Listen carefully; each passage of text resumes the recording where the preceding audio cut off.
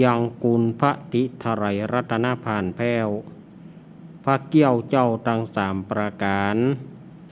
หมายมีพระพุทธพระธรรมพระสงฆ์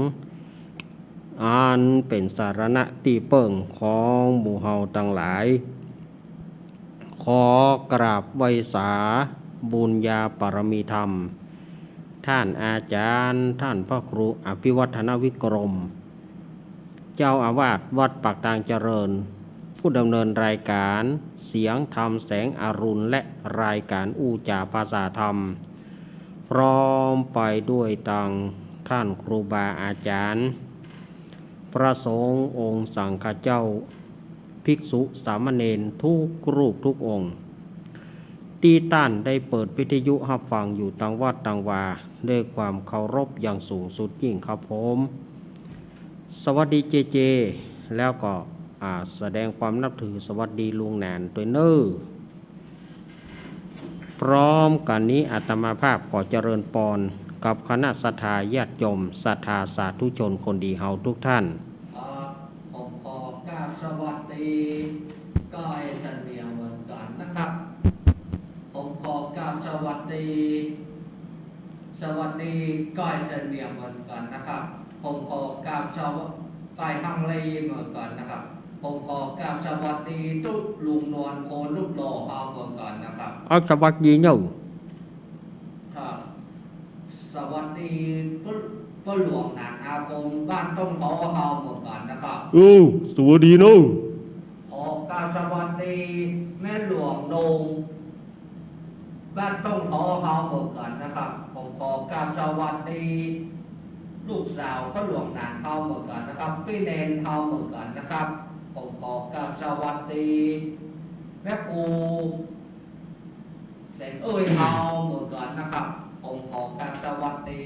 แม่ครูแสงเอ้ยเฮาเหมือนกันนะครับผมขอกราบสวัสดี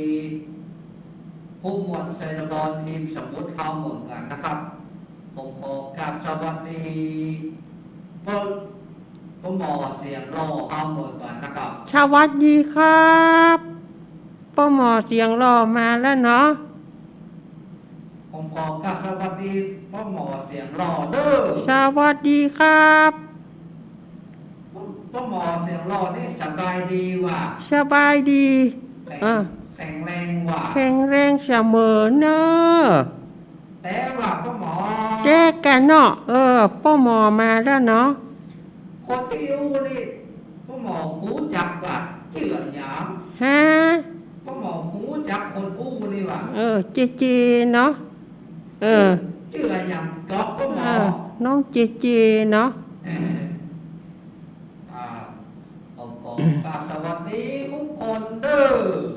ขอกราบสวัสดีพี่พิสมัยเฮาเหมือนกันนะครับตามขอสวัสดีทุกคนที่ฟังรายการนี้นะรวมไปถึงแม่แสดงที่เฮาเหมือนกันเด้อสวัสดีครับมาละเนอศรัทธาญาติโยมมาปะกันในรายการธรรมะเพื่อชุมชนทางสถานีวิทยุแห่งนี้อันมีสถานีวิทยุคลื่นพระพุทธศาสนาการศึกษาและวัฒนธรรมวัดฝ่ายหินตำบลสุเทพอำเภอเมืองจังหวัดเชียงใหม่เมตตาปรมีธรรมของท่านอาจารย์ท่านพระครูวิสุวัฒน์วรกิจโจผู้อำนวยการสถานีวิทยุ 104.50 เมกะเฮิรตซ์สถานีวิทยุวัดพระบาทอุดมน้ำบ่อสาวาอำเภอฝางจังหวัดเชียงใหม่โดยเมตตาธรรมของหลวงพ่อสุจิตตานุรักษ์เป็นผู้อำนวยการสถานีวิทยุ 100.25 เมกะเฮิรตซ์สถานีวิทยุ 98.75 เมกะเฮิรตซ์ห้วยตองศักดิ์เรดิโอโดยเมตตาธรรมของหลวงพ่อวาปีวรมณิชท่านอาจารย์ชวริตชัยวังโสสถานีวิทยุบ้านทุ่งเรดิโอ 89.50 เมกะเฮิรตซ์ป่ออุดมแม่เทียมวันพุทธวงศ์เป็นผู้อำนวยการสถานีวิทยุ 106.25 มนต์เสียงธรรมช่วยบรรเลงกล่อมชีวี อำเภอแม่แจ่มจังหวัดเชียงใหม่โดยหลวงพ่อมงคลวิสิทธิ์แล้วก็ท่านปรัตอุทัยทั้งสองท่านทั้งสองอุทัยฮะทุกกิจโยมเป็นภาพสัญญาณเด้อทุกปีเด้อสถานีวิทยุตอนนี้ท่านอาจารย์วิสุวัฒน์วรกิจโจเปิ้นได้รับสัญญาณแล้วขอบพระคุณครับแล้วก็สถานีวิทยุแม่ขจารโมเดิร์นเรดิโอ94โดยของป้าน้อยสุวรรณแม่อนงพรหมมินทร์แล้วก็น้องเจแล้วก็สถานีวิทยุดอยหมอกเรดิโอสถานีวิทยุเวียงป่าเป้าเรดิโอ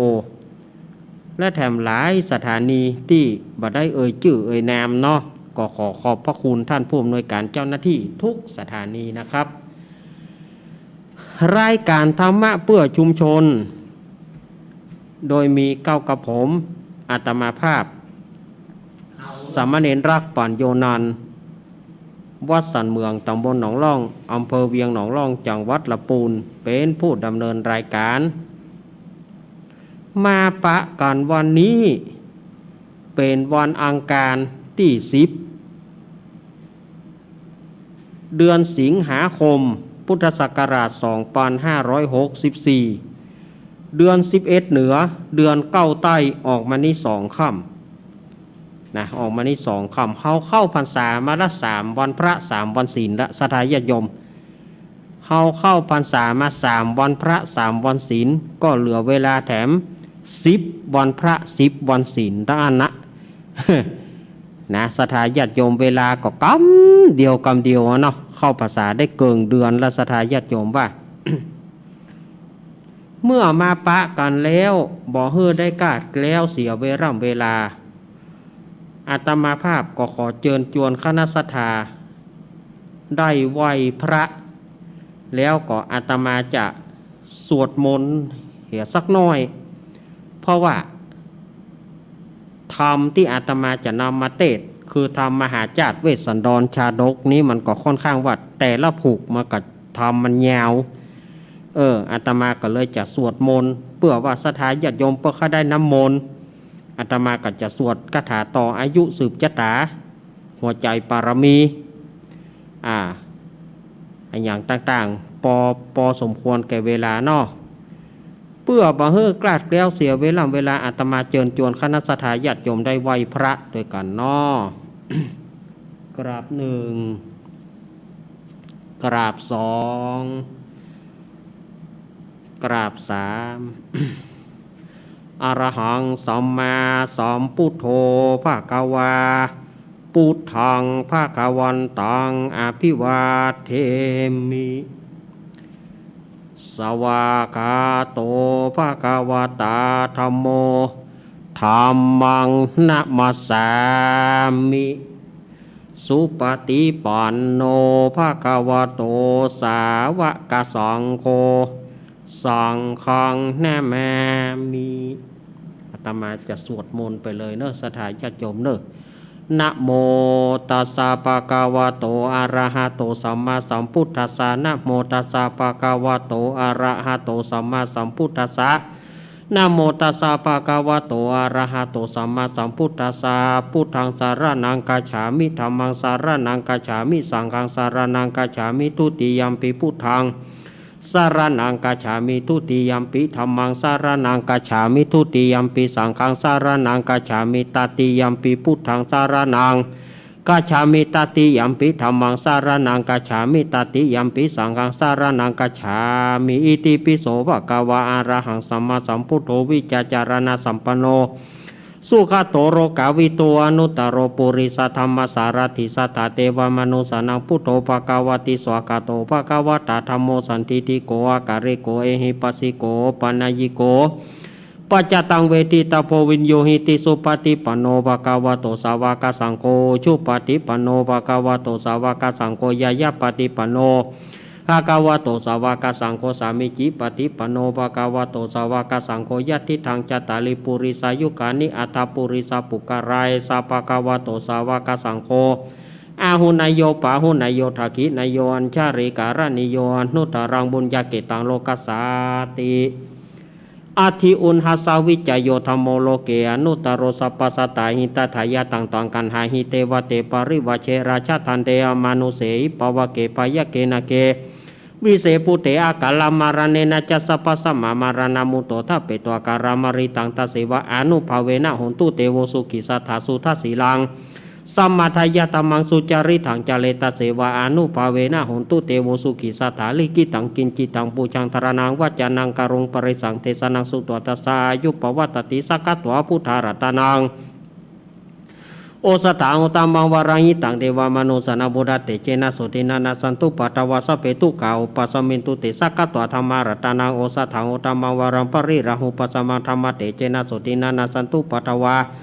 สัพเพปายาอุปสมินตุเตสักกัตวสังขารตานังโอสถาโอตัมมังวารังอาหุนายังปะหุนายังสังฆเตเจนะโสตินานาสันตุปัตตวาสัพเพโรกาอุปสมินตุเตอินทชาตาเทวชาตาพรหมชาตามหาพรหมชาตา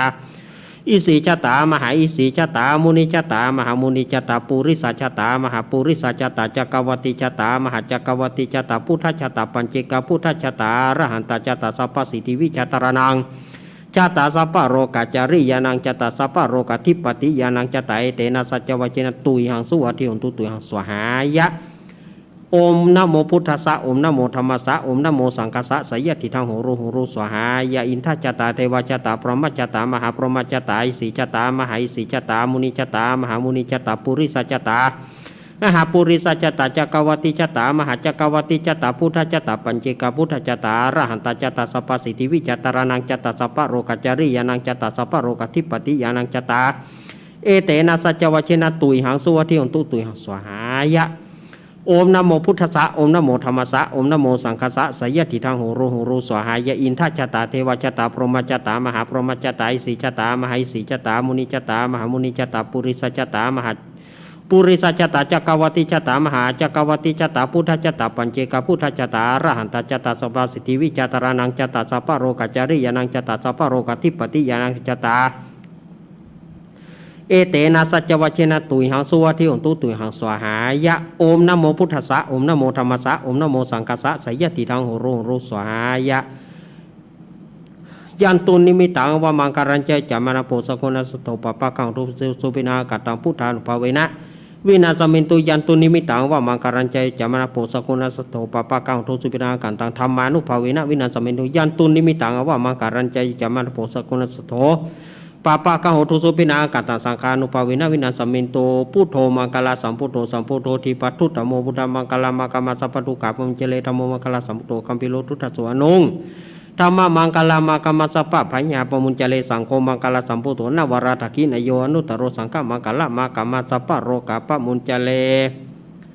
อมติปะสหมังสะดับเทียนก้าวัดหวาลูกเป็นเปียวไฟสลีกันใจกูเทียนนี้ปราบเมืองผีมากูดาวบอกฮุกี้เจียนเต้าปราบกินไม้101ภาษากูก็ปราบได้ใต้ปืนฟ้าเหนือหน้าแผ่นดินเกาลิ้นกูเป็นน้ำเกากลางกูเป็นแม่น้ำใหญ่กูจ้องออกไปท่วมหัวผีตายปลายลิ้นกูเป็นดาบเทียนก้าใต้ปืนฟ้ากูบอกกลัวสังอมสัพพโตมังสวหายโอมเป็ดจะรำแผ่นดินดังไหวว่าสายตาผีขาดกับหนีละคนดีกูเอาไว้นี่อย่าได้เอาไปตัวหมู่สู่ต้านตั้งผีแมนและผีเขนตั้งผียักษ์ผีเย็นอย่ามาไกลผียักษ์ร้ายจงหนีไปปอนผีกุมพันและผีให้อันเตียวต้องพายจงรีบหนีไปอมสัพพโตมังสวหายโอมพุทโธพุทธังหัสสาโอมธัมโมธัมมังหัสสาโอมสังโฆสังฆหัสสาโอมพุทโธพุทธังอรหังโอมธัมโมธัมมังอรหังโอมสังโฆสังฆอรหังโอมพุทโธพุทธังกันหะโอมธัมโมธัมมังกันหะโอมสังโฆสังฆกันหะอายุวันโนสุขังพลังอิมัสสมิงมงคลจักรวาลทั้ง8ทิศประสิทธิจงมาเป็นกำแพงแก้วตั้งเจ็ดจันมาป้องกันหอมเราลอกเข้าตัวนันตารัจเสมานาเกเตสมันตา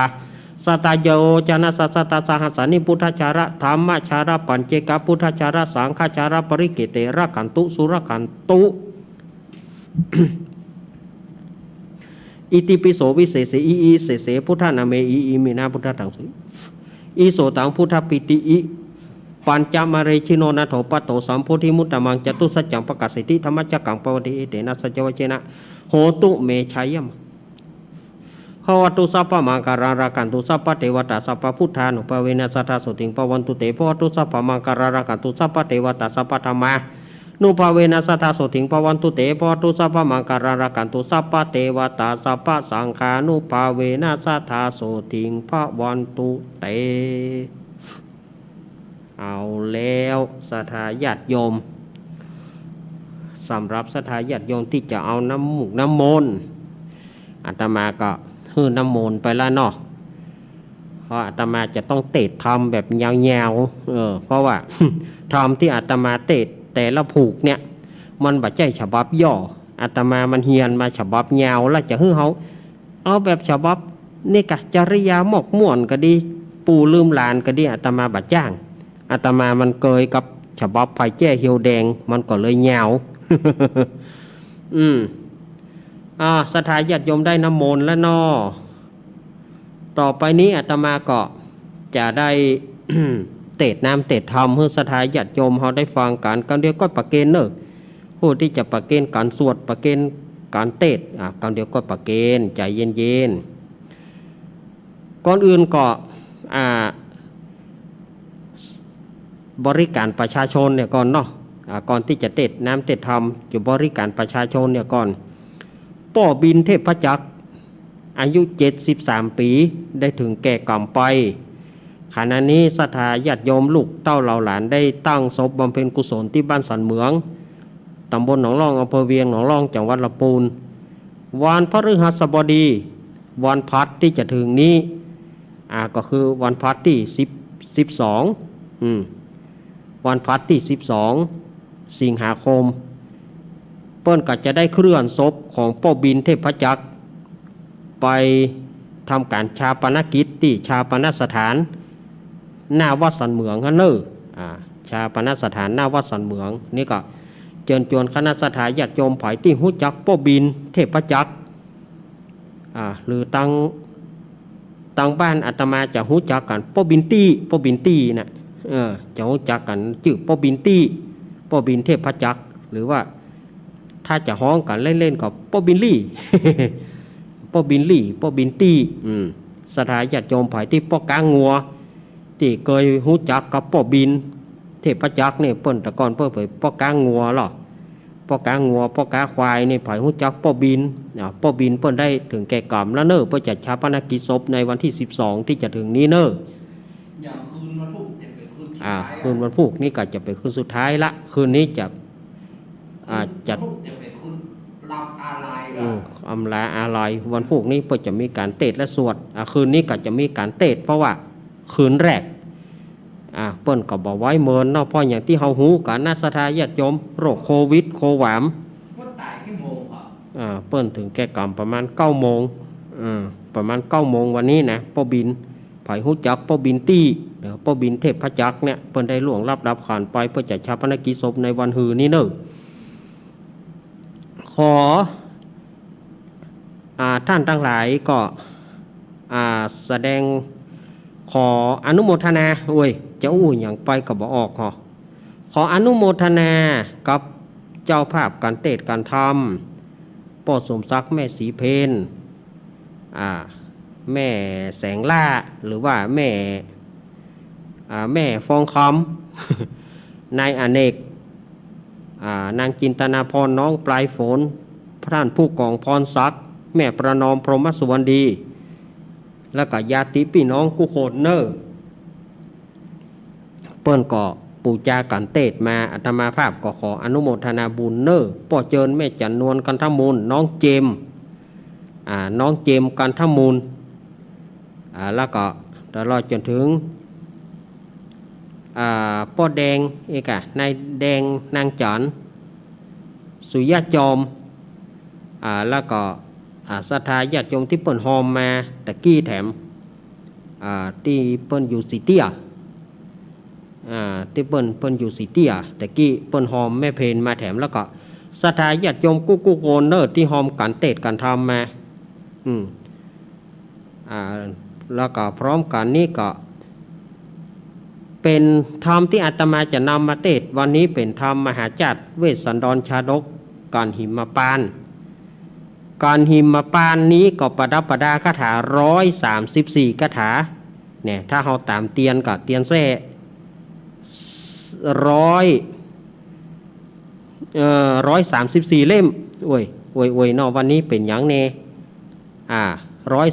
134คาถาก็เตียนแซ่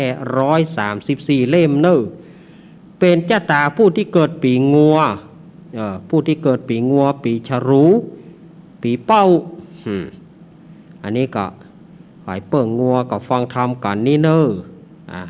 ทำกันนี่เนอะตัดของแม่เพนพอดีเนอะแม่เพนเนอะแม่เพนปีงัวทำหิมปานไปทำเจ้าตาปีเกิดเนอะ แล้วก็ทุกท่านนะแล้วคนอื่นจะฟังตัวบ่ได้กับท่านอาจารย์ได้หมดแต่นี่เพิ่นเอาไปเจ้าตาปีเกิดแต่ละปีก่อนกะนะที่ญาติโยมจะฟังตัวก็ได้เราไม่สงวนลิขสิทธิ์ข้อธรรมขององค์สมเด็จพระสัมมาสัมพุทธเจ้าเนี่ยทันสมัยแล้วใหม่เสมอทันสมัยและใหม่เสมอฟังได้ทุกเพศทุกวัยทุกรุ่นนะสถานญาติโยมนะ วันนี้ก็ยินดีกับโยมปี่พิสมัยเปิ้นก็ฟังเปิ้นบอกว่าวันนี้จะฟังธรรมจนจบแล้วก็ลุงนุยสว่างเมฆลุงนุยก็เดี๋ยวก็มาเกณฑ์การทำเนอะลุงนุยเนอะ แล้วก็ศรัทธาทุกท่านนะก็เดี๋ยวก็เกณฑ์การทำเนาะต่อไปนี้อาตมาภาพจะเท้าความถึงธรรมกันทัศปรเมื่อวันอังคารที่แล้วอาตมาได้เล่าไปถึงการทัศปรนางพุทธดีได้ทำบุญทำทานทุกภพทุกชาติ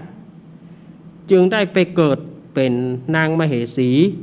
ของพญาอินทร์ได้ไปเป็นเมียของพญาอินทร์ชื่อว่านางพุทธดีถึงจะจุติตายถึงเทวดาก็มีการตายเหมือนกันแต่ว่าเทวดานั้นถ้าเปิ้นจุติก็หายแวบลงมาบังเกิดลงมาเกิดทันทีเปิ้นบ่ได้เอาศพไว้อย่างตังคนเฮาเนาะคนเฮานี่นะจะต้องตายแล้วเอาศพไปเผาแถมเอาใส่ล่องเอาใส่หงเย็นแถม เทวดานี่ถ้าว่าจะตายแล้วเนอะก็วบแวบไปเกิดผิว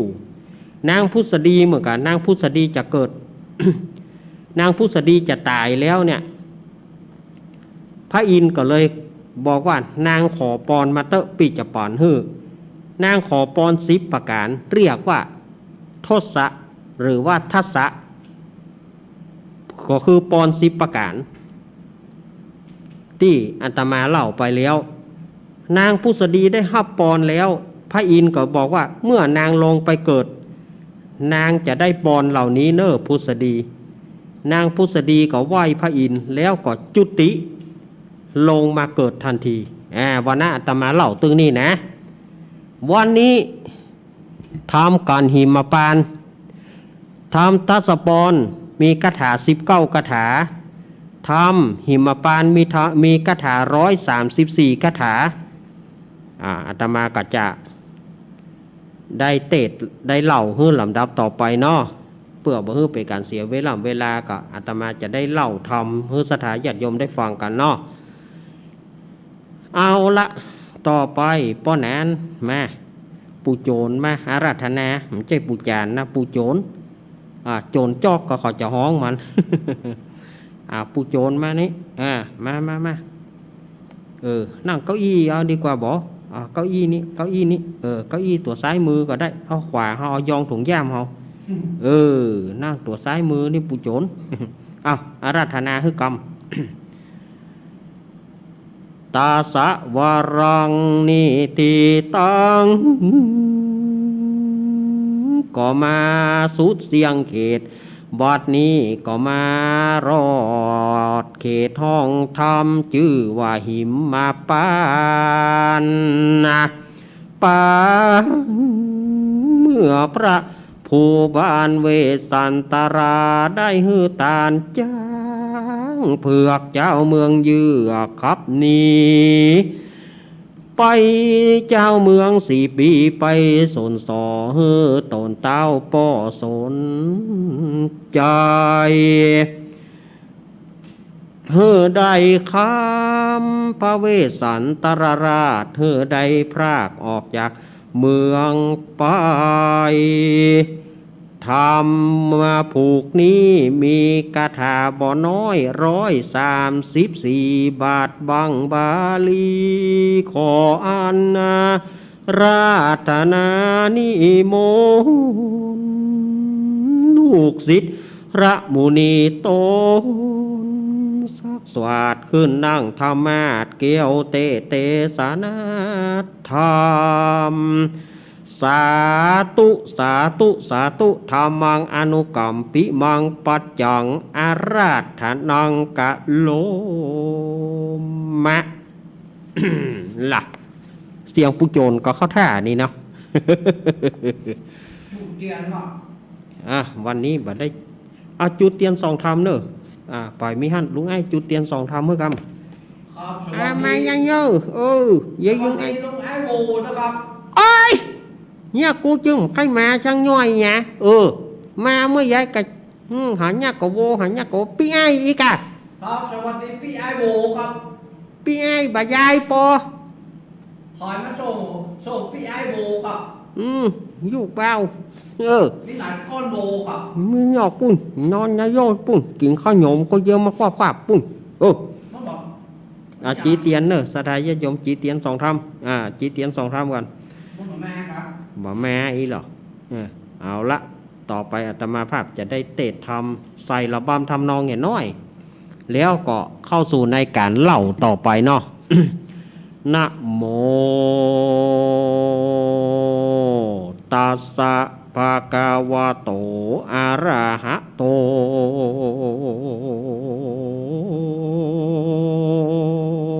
สัมมาสัมพุทธัสสะ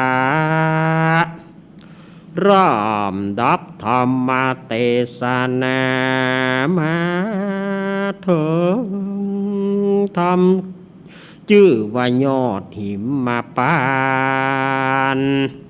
ปางเมื่อนางนงครานนอเนาคือว่านางเนาพุทธดีได้รับปอนดี10 ประการเลิศล้ำคืออินตาธิราชไทยเนรมิตไว้หือแต่หนหลังนางจุงได้มาเกิดเอากำเนิดในเมืองโคนก็เอาปฏิโสนกำเนิดแห่งนางผู้เลิศมัตตาทวนทศมาศ10 เดือนนางก็ได้ประสูติลูกเต้าเป็นบุตรีนางก็มีกลิ่นหอมมากพ่อแม่จึงใส่นามมาก่อนชื่อว่านางพุทธดีก็มีฮันและนายามเมื่อนางพุทธดีจอมเริญดีขึ้นใหญ่อายุได้16 ปีก็ได้เข้าสู่ราชาพิเศษในโตในเป็นมเหสีเอกแห่งพระเจ้าธิราชชื่อสนใจก็มีฮันและแน่เอาละเนาะใส่ระบำทำนองโปม่วนต่อไปอาตมาก็จะได้เล่าให้สถาญาติโยมได้ฟังละต่อเนื่องจากผูกที่แล้ว อาจิเตียนแซ่จิแล้วเนาะมันจะนี่เนาะมันเอาไปจีนอกก็เนอะเตียนแซ่นะเตียนแซ่เอาไปจีนอกปุ่นถูกง่ายเอาไปจีเอาไปจีนอกปุ่นเพราะว่ามันเข้าแอเดี๋ยวมันจะกินถูกมันจะเข้าแอปุ่นหูกำบาดลุงไอ้โบหูยังไงมายุงทำไมมาบอกห้องพี่ไอ้มายุงกะครับสวัสดีหูกำบาดพี่ไอ้โบหูยากะนี่อย่างอันเปลี่ยนแค่ยังมาขยับหน้าโคนหอ ต่อไปอาตมาจะเล่าทำละเนอเอาไปจีตั้งนอกพังพติดก็ดีพังพติดพังพติดเอาไปจีนอกก็ได้พ่องเปิ้ลก็บอกเอาเตียนแซ่เอาพังพติดเอาจีนอกพุ่นนะจีนอกมันกินมันจะเข้าแอเปิ้ลเอาละต่อไปนี้อาตมาจะเล่าทำละเนอ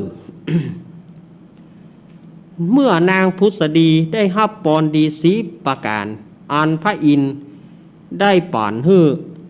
พระอินทร์บอกว่าพุทธดีเหยเมื่อนางเมื่อจุติได้เมื่อนางเกิดแล้วนางก็จะได้ปอนอันที่ตามที่นางขอนี้ปีจะฮื้อนางพุทธดีก็จุติก็คือตายจากโลกเทวดาจันดาวดึงกันนะตายจากเทวดาก็จุติลงมาเกิดเอากำเนิดในเอากำเนิดปฏิสนธิในท้องพญามัตตราชชื่อว่านางมัตตาเทวีเนี่ยท่านอาจารย์ไปหูได้จะได้อันนี้ป่ออาจารย์มณีพยอมยงเปิ่นบอกไว้เมินมาละป่ออาจารย์มณีพยอมยงเปิ่นได้บอกเอาไว้ว่าแม่ของนางพุทธดีแล้วก็แม่ของนางมัททีเนี่ยชื่อว่านางมัตตาเทวีนี่หรอป่ออาจารย์มณีเปิ่นว่าบอกไว้อันนะอาตมาก็ยึดถือตามที่เปิ่นบอกมานะแล้วก็หลวงปู่ทองโดยตุลุงทองวัดโสภณารามแม่ริมเปิ่นก็ว่านั่นนะเพราะก็ว่าแม่ของนางพุทธดีกับแม่ของนางมัททีชื่อว่านางมัตตาเทวีก็คงจะมาจากป่ออาจารย์มณีได้บอกไว้เนาะท่วนทศมาศ10 เดือนนางก็ได้ประสูติลูกเป็นบุตรีนางมีกลิ่นตัวอันหอมมากพ่อแม่ก็เลยใส่ชื่อว่านางพุทธดีอย่างเก่าเมื่อนางการเวลาวันเวลาผ่านไปเหมือนโกหกบัดนี้นางพุทธดีขึ้นใหญ่อายุได้16 ปีก็ได้ไปเป็นพระมเหสีของพญาธิราชพญาศรีวิราชหรือว่าเมืองเจตุดรไปเป็นมเหสีของพญาเมืองศรีวิราชชื่อว่าเจ้าบรมนาถสรีสนใจบางตำราก็ฮ้องว่าสรีสันชัยสนชัยสนใจคนเมืองเขาจะฮ้องว่าพระเจ้าสนใจ พระเจ้าสนใจกับนางพุทธดีได้แต่งงานกันอีเนาะแต่งงานกัน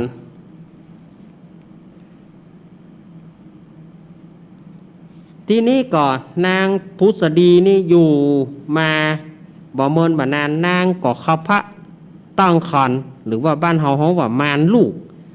เข้าพระต้องใหญ่ก็มีใจไข้ตาลมีใจไข้ตาลอยู่ไหนไข้ตาลบ่อิ่มบ่ไก่ในตาลพระเจ้าสนใจก็เลยบอกว่าโอ้นางพุทธดีเปิ้นมักไข้ฮือตาลเอาตาลเตอะแปลงศาลา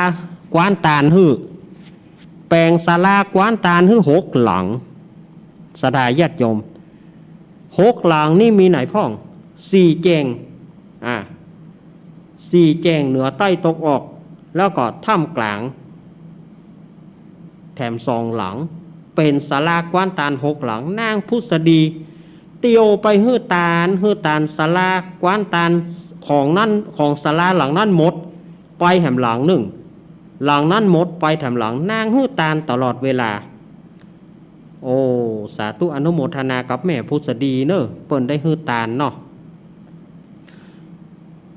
ยามนั้นพระเจ้าสรีสนใจ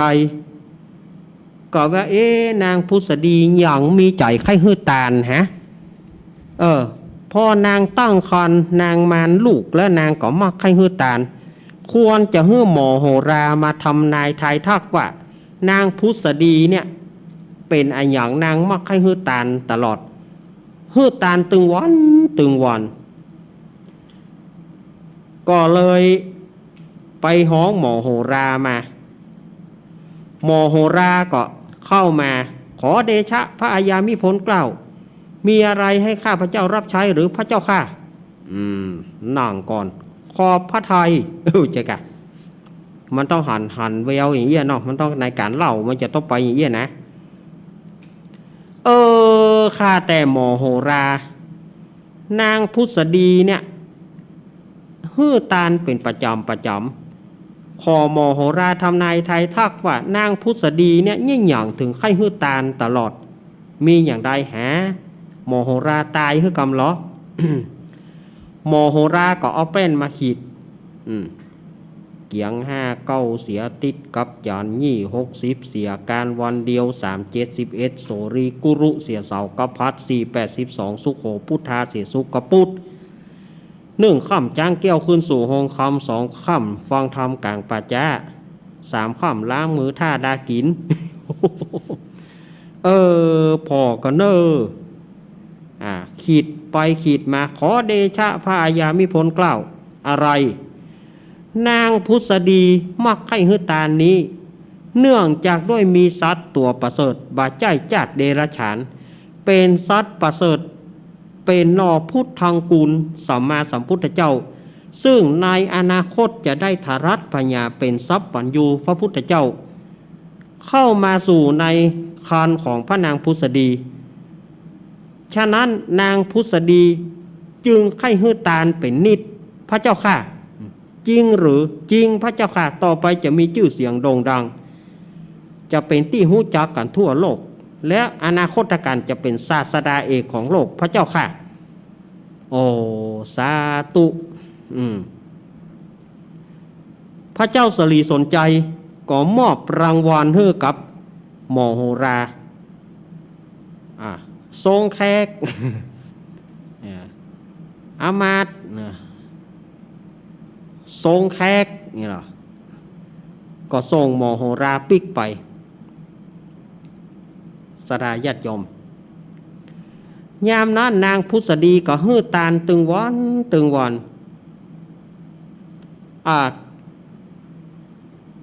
ในขณะนั้นพระอินทร์มันข้ามเดี๋ยวข้ามข้อนไปกันเนาะอาตมานี่มันชอบข้ามข้อนไปนะพระอินทร์ก็มานึกใจว่าปอนอย่างอื่นเนี่ยปอน9ประการเกิดแก่นางพุทธดีแล้วคงเหลือที่จะฮื้อลูกที่จะได้ลูกตนประเสริฐก็เลยพระอินทร์ก็เลยขึ้นไปส่องพ่อก็หันนอโพธิสัตว์เจ้าจะจุติจะตายจากเมืองฟ้าละก็เลยเข้าไปหาว่าข้าแต่ผู้หาตุกบ่ได้บาเดียวนี้ขอนิมนต์ท่านไปสร้างสมภารปารมีในท้องนางพุทธดีเพื่ออนาคตการท่านจะได้ตรัสพญาสัพพัญญูพุทธเจ้าขอนิมนต์เตอะองค์ยามนั้นเทพพบุตรนอโพธิสัตว์ก็หูแล้วว่าตัวเก่าจะจุติตัวเก่าจะตายก็เลยฮับกรรมพระอินทร์แล้วก็จุติเมื่อโพธิสัตว์เจ้าลงมาเตวบุตร60,000 ตนก็ได้เอากำเนิดปฏิสนธิในท้องของเมียอามาตย์60,000 คนดูอาตมาว่าเล่าข้ามข้อนไปตะกี้ สุมาเนอะเอามาปิกมาใหม่ไม่เป็นไรนอนางพุทธดีจำเริญท้องใหญ่มาใกล้จะดีเกิดละวันนั้นนางพุทธดีก็ขอไปเอี่ยวบ้านเอี่ยวเมืองไปเอี่ยวรอบบ้านรอบเมืองพระเจ้าสนใจก็เลยบอกว่าโอ้พุทธดีบาเดียวนี้นะนางกำลังท้องกำลังไส้นางกำลัง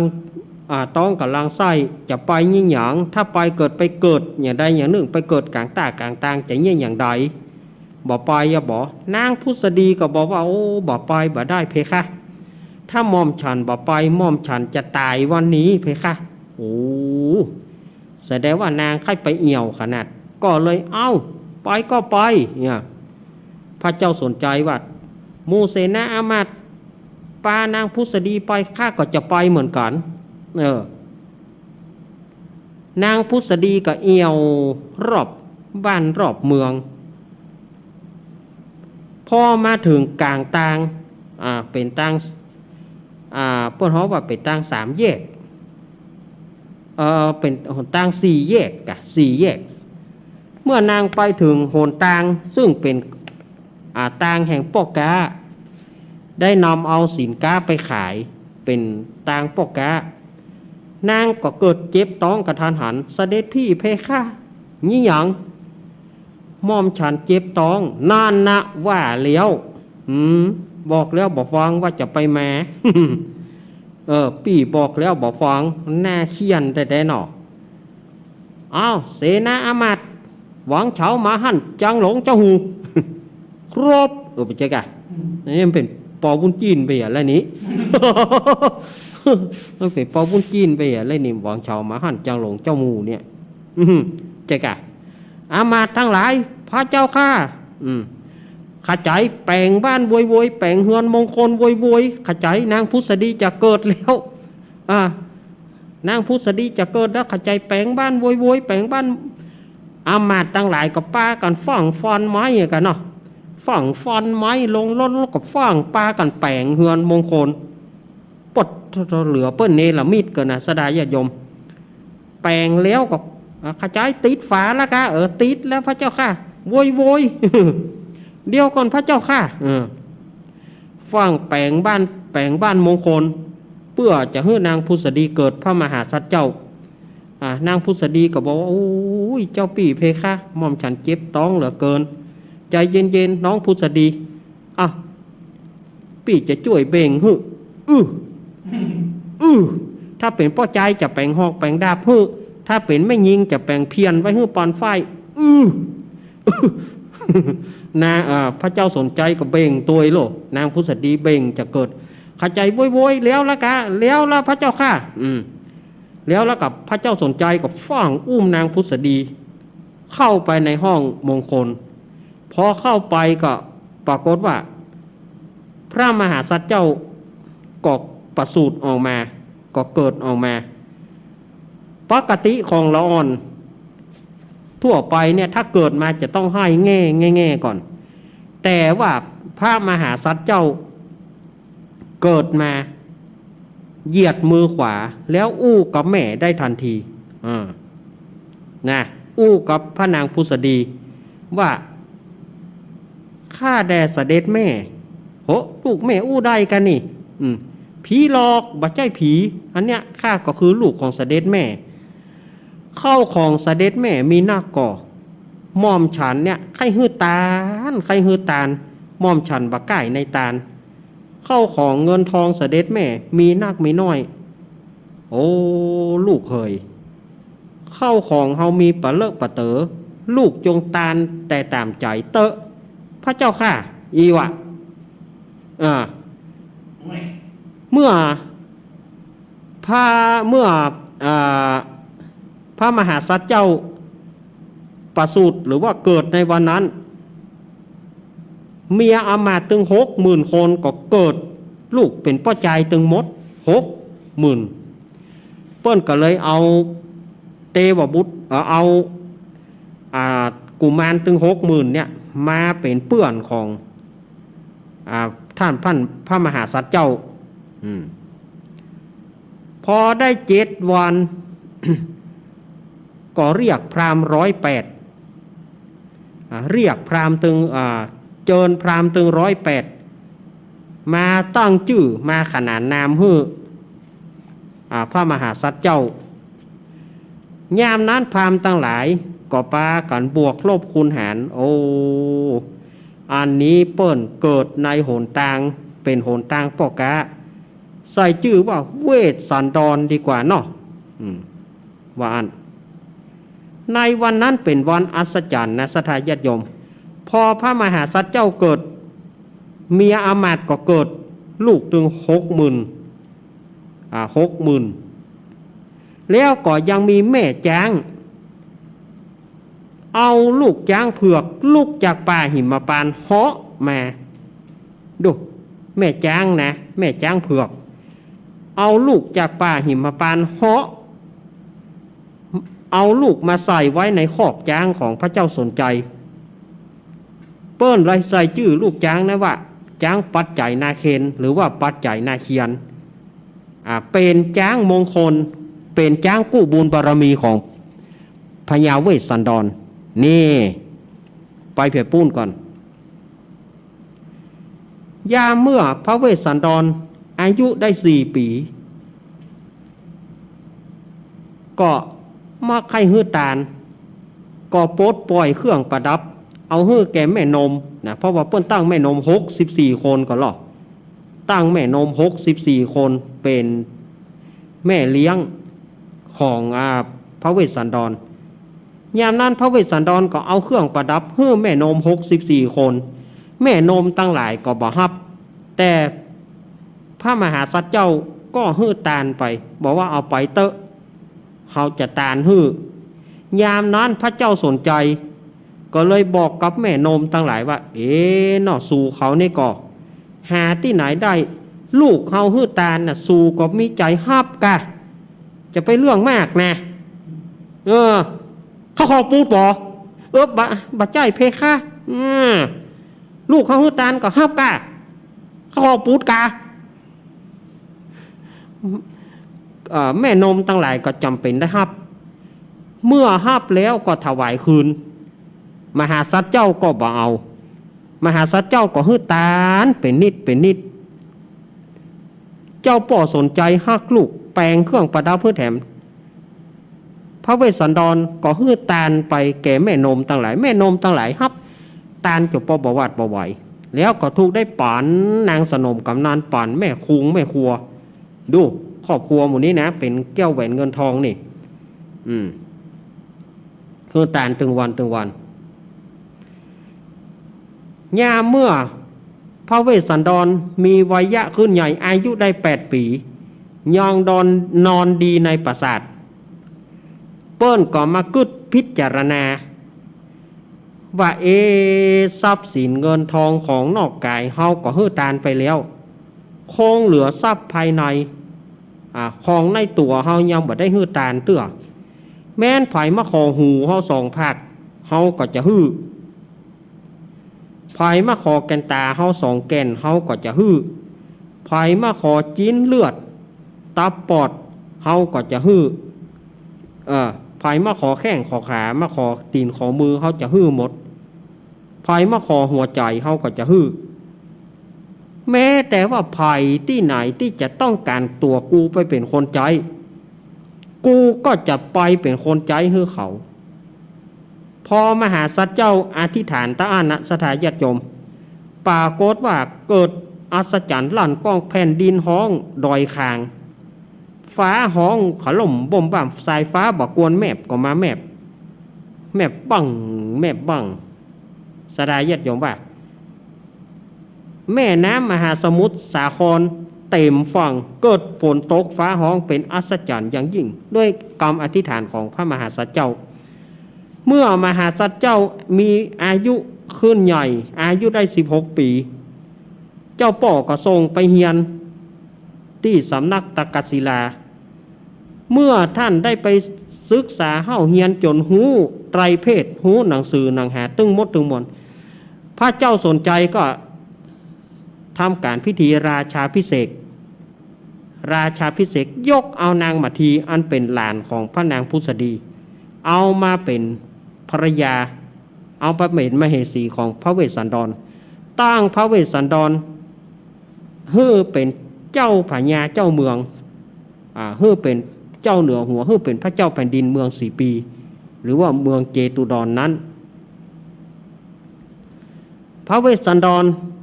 ก็ฮื้อตาลตึงวันก็ยึดถือตามที่แม่แปลงศาลาไว้ก็ขึ้นไปหลังนั้นก็ไปตาลฮื้อตาลตึงวันเหมือนกันพระเวสสันดรทีนี้ก็นางพุทธดีนางมัททีหรือว่าถ้าภาษาภาคกลางเขาว่านางมัตสีนางมัตสีถ้าเอาหูจักกันก็คือนางมัททีหรือว่านางมัททีก็ได้ประสูติพระโอรสเขาก็เอาข่ายทองคำเข้าไปฮับไปห้องฮับก็เลยใส่ชื่อว่าเจ้าชาลีหรือว่าเจ้าจารีอยู่มาเมื่อเจ้าจารีปอนอย่างได้นางมัททีก็ประสูติได้ลูกบุตรีคือได้ลูกแม่หญิงได้พระธิดาเขาก็เอาหนังหมีคำไปฮับใส่ชื่อว่านางกันหาชินา สี่กษัตริย์ก็ฮักกันแปลงกันพระเวสสันดรก็ไปฮื้อตาลตึงวันลูกเจ้ามาก็ไปฮื้อตาลแก่ยาโจกคนขอยาโจกคนขอก็บ่ฮู้ว่าลูกที่ไหนมาปากันมาตึงวันบึดก็มาของัวบึดก็มาขอควายบึดก็มาขอข้าวบึดก็มาขอแกงเรียกว่าพระเวสสันดรเนี่ยเป็นได้เนรมิตเป็นได้ดังเนรมิตไผไปขออันใดพระเวสสันดรบ่คัดบ่ข้องฮื้อตาลตึงวันไม่เหลือจันเอ๋ยจันเจ้ากันเนาะ จันเอ๋ยจันเจ้าขอข้าวขอแกงขอแว่นทองแดงใส่มือน้องข้าขอช้างขอม้าให้น้องข้าขี่เนี่ย แต่ก่อนเฮาเคยเล่นกันเนาะขอเตียงตั้งให้น้องข้านอนขอละครให้น้องข้าดูขอ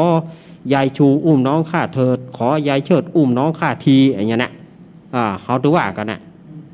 แต่ก่อนเฮาเล่นกันจันเอ๋ยจันเจ้าเนี่ยพระเวสสันดรมีน้ำใจเหมือนเดียวกันไผไปขออันใดฮื้อไผของัวฮื้อไผขอควายฮื้อไผขอเงินฮื้อไผขอทองฮื้อไผขอแหวนฮื้อสร้อยฮื้อตาลทั้งนั้นขึ้นศาลาวันขึ้นศาลา6 หลังเนี่ยวันค่ำอันนี้เราจะย้างเรื่องของพระเวสสันดรนี้ก่อนทีนี้ย้อนมาถึงเมืองกาลิงกาลาดเพิ่นว่าเมืองกาลิงคราชแต่คนเมืองเขาว่าเมืองกาลิงกาลาดเพราะอย่างมันเมืองกาลิงกาลาดมันแห้งมันแล้งฝนบ่ตกฟ้าบ่ห้อง15 ปีสดายญาติโยมเจ้าเมืองกาลิงกาลาดบ่เคยได้ยินเสียงฟ้าห้องบ่เคยได้เห็นฝนตกโอ้โหอาล่ำเหลือ15 ปีนะสดายญาติโยมบ่เคยเจ้าเมืองกาลิงกาลาดเนี่ยบ่เคยได้ยินเสียงฟ้าห้องบ่เคยได้เห็นฝนตกเข้ากล้าก็ตายลูกไม้หัวมันก็ตายเขียดกากบกาตายกลางคณะเอาป๊อบแอปแป๊บไปดีอินดูเพราะว่ามันไม่ได้กินน้ำแม้แต่คนในเมืองกาลิงกาลาดเนี่ยน้ำลายก็บ่มีจะกลืน นะน้ำลายก็บ่มีจะลืนสดายญาติโยมเพราะว่ามันแห้งมันแล้งคนเมืองเขาจึงฮ้องว่าเมืองนี้จึงว่าเมืองกาลิงกาลาดมันจะได้ฮ้อนก็ฮ้อนเสี่ยงกาลิงกาลาดน้ำแล้งก็แล้งเสี่ยงกาลิงกาลาดขนาดว่าขุดน้ำบ่อเนี่ยสดายญาติโยมเสียน้ำทุ่งตกน้ำบ่อน้ำทุ่งตกน้ำบ่อเนี่ย7 วันไปฟังมันยังบ่ลงถึงก้นเตื้อกะลิง7 วันนี้ยังบ่ถึงก้นเตื้อเปิ้นจึงฮ้องเมืองนี้ชื่อว่าเมืองกาลิงกาลาดเพราะว่ามันบ้านแห้งเมืองแล้งโจรก็นักขโมยก็นักลู่กันกินลู่กันกินปลายบ่พอผู้คนซ้ำมาเป็นโรคแห่โรคไตลุไตโจกมันจะเหมือนโควิดบ่เดียวแน่เนาะซ้ำมาเป็นโรคไตลุไตโจกกันเพราะมันบ่ได้กินข้าวดีไปขี้ปุ่มอ่องย่องเป็นสร้างต่างขโมยสดายญาติโยมโรคต่างขโมยนี่โรคขี้ปุ่มอ่องย่องพุงโรก้นปอด สมัยบ่เดียวมันมีและต่างเฮาสมัยก่อนนี่ละอ่อนบ่สมบูรณ์ขี้ปุ่มใส่นงๆกินมอมๆพร้อมเจ้าข้อเป็นคางเป็นสร้างจ้างกัดผอมง่อยเปี้ยงวมบวมปองโรคต่างขโมยน่ะพุงโรก้นปอดมีก้าขี้ปุ่มใส่มงๆหัวปมโปกสถานญาติโยมว่าเจ้าบ้านเจ้าเมืองก็เกิดคัดโซนกันก็เลยไปปรึกษากับพญากาลิงกาลาดว่าขอเดชะพระยามิฝนเกล้าเมืองกาลิงกาลาดเฮา15 ปีบ่มีฝนตกเถียเลยเฮาจะทำยังไงพระเจ้าค่ะขอพระองค์ช่วยหน่อยพระเจ้าค่ะยามนั้นพระเจ้าเมืองกาลิงกาลาดก็เลยบอกว่าโดการาเจ้าเฮาเฮ้ยว่าอ่อนพอมาเป็นน้ำเป็นทอมเนอะเข้าพอชมมีกินอย่ามาอู้เป็นน้ำเป็นทอมอยู่กะ โดกาลาเจ้าเฮาเฮ้ยลำบากแสนทุกข์ยากหัวจอ ยังมาเป็นน้ำเป็นทอมอยู่กับบ้านเมืองป้อมมียังจะกินน้ำลายป้อมมีจะลืนเนี่ยเฮาจะเนี่ยอย่าได้ขอพระองค์ช่วยหน่อยเหรอ เฮาก็มาใจเตวดาน้อเฮาก็มาใจเตวดาเนี่ยแล้วเฮาจะไปอย่างใดอ่ะเอาอย่างอีเฮาจะไปบวชเป็นฤาษีสัก15 วันรับรองว่าฝนจะตกแน่นอนแน่ตกแน่กะแน่แน่พระเจ้ากลิงกราชก็เลยไปบวชเป็นฤาษีผมเป็นฤาษีจำศีลข้าวปลาไม่กินกินแต่ก๋วยเตี๋ยว พระฤาษีจำศีลเข่งคัดแต่ว่าก็มัดคอเมียว ไปมัดไหมอย่าคอเมียวมันลูกกินปิ้งนั่นพระฤาษีเสวยลูกไม้หัวมันเมียวไปกินปิ้งขดาแดก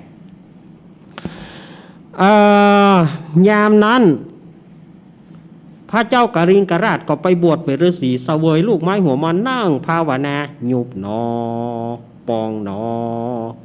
หยุบหนอปองหนอซ้ายย่างหนอขวาย่างหนอได้15 วันฝนก็บ่ตกฟ้าก็บ่ห้องสดาญาติโยมยามนั้นเจ้าเมืองกลิงกราชก็เลยบอกว่าขอเดชะพระยามิผลเก่าบาเดียวนี่ขอพระองค์อย่าได้บวชเป็นฤาษีแถมเลยสีแก่เตอะนี่หยังก็มันบ่มีโพนนะหยังโพนบ่ตกฟ้าบ่ห้องอย่างเก่าเลิกเตอะบาเดียวนี่นะข้าพระองค์ได้ยินมาว่าในเมืองเชตุดรมีจ้างเผือกของพระเจ้าสนใจของพระยาเวสสันดรมีจ้างเผือกตัวงามยามนั้นถ้าว่าจ้างเผือกตัวนี้ไปที่ไหนจ้างไปที่ไหนฝนจะตกฟ้าจะห้องที่หั่นขอพระองค์จงฮื้อพามทั้งหลายไปขอเถิดพระเจ้าค่ะก็ตะกี้สูเขาก็ยังบอกมาฮื้อกูไปบวชถึง15 วัน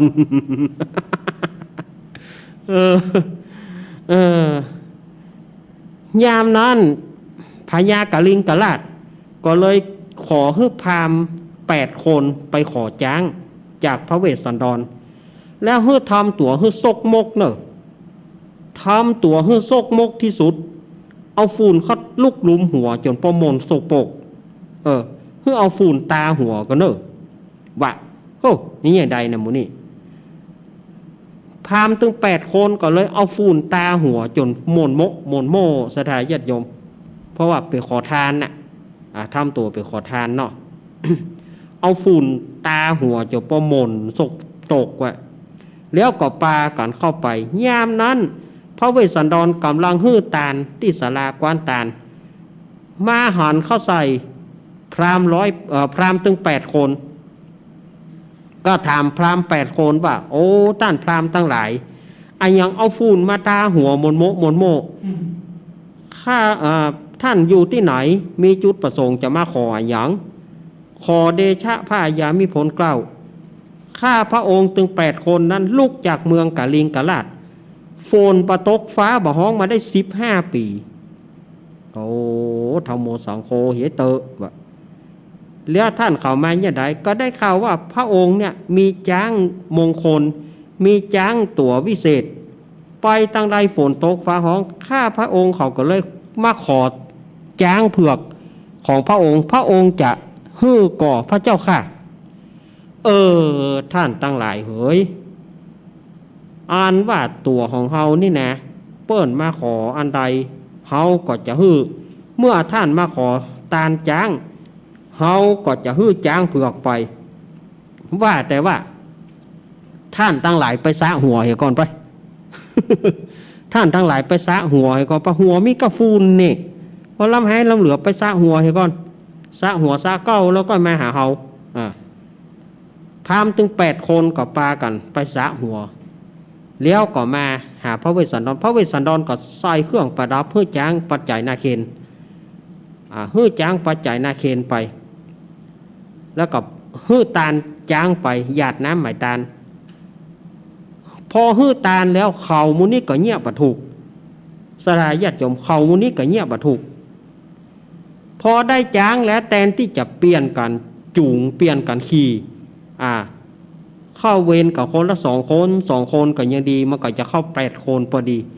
อันนี้พอเปิ่นฮื้อตาลปุ๊บก็ขึ้นขี่จ้างถึง8 คนน่ะสถาญาติโยมขึ้นขี่จ้างถึง8 คนเป็นบรมปมปกยามนั้นเจ้าเมืองตั้งหลายห่านเขาขึ้นขี่จ้างถึง8 คนก็โอ้รู้อินดูจ้างเอ้าจ้างบัดละมาตายเขาก็เลยเกลียดพระเวสสันดรว่าพระเวสสันดรนี่อย่างใดอันใดก็ฮื้อตาลอันใดก็ฮื้อแม้แต่จ้างกู้บ้านกู้เมืองจ้างกู้ปารมีก็ฮื้อตาล บาดเดี๋ยวนี้เราควรไปประท้วงไปประท้วงพระเจ้าสนใจในฐานที่ว่าพระเวสสันดรนี่จะอยู่ต่อไปบ่ได้แฮมบะเมินบัดนั้นจะต้องล้มบัลลังก์จะต้องโค่นบัลลังก์ของพระเจ้าสนใจแล้วจะฮื้อตาลไอ้อย่างไปหมดไปเสี่ยงไอ้อย่างจะบ่เหลือแล้วเขาก็เลยไปฟ้องเจ้าสนใจพระเจ้าสนใจว่าขอเดชะพระยามิพลเก้าบาเดียวนี้พระเวสสันดรเนี่ยเป็นตัวกาลกินีเป็นตัวกบฏบ้านกบฏเมืองกบฏอย่างใดหรือเนี่ยว่ากบฏจะใดขนาดจ้างกู้บุญปารมีก็ฮื้อตาลไปบาเดียวนี้มูฆ่าตั้งหลายตึงบ่ยอมเนอะพระองค์ต้องฆ่าพระเวสสันดรขวางบ้านพระเวสสันดรนี่จะมาก้นบัลลังก์ของพระองค์สักวันหนึ่งพระองค์จะบ่เหลืออย่างเลยยามนั้นพระเจ้าสนใจก็เลยบอกดูกะราเจ้าบ้านเจ้าเมืองเฮ้ยอ่านว่าลูกแหมมันก็ฮักอ่านว่าลูกโคนก็ฮักจะฮื้อเฮาฆ่าลูกเฮาฆ่าบ่ได้เต้แลไปมาอู้เป็นน้ำเป็นธรรมนี่เนาะ ว่าจะได้ถ้าพระองค์แบบเนี้ยข้าเขาจะประหารชีวิตพระเวสสันดรอย่าเนอลูกเฮาเนอจะไปเยี่ยให้ลูกเองเด้อ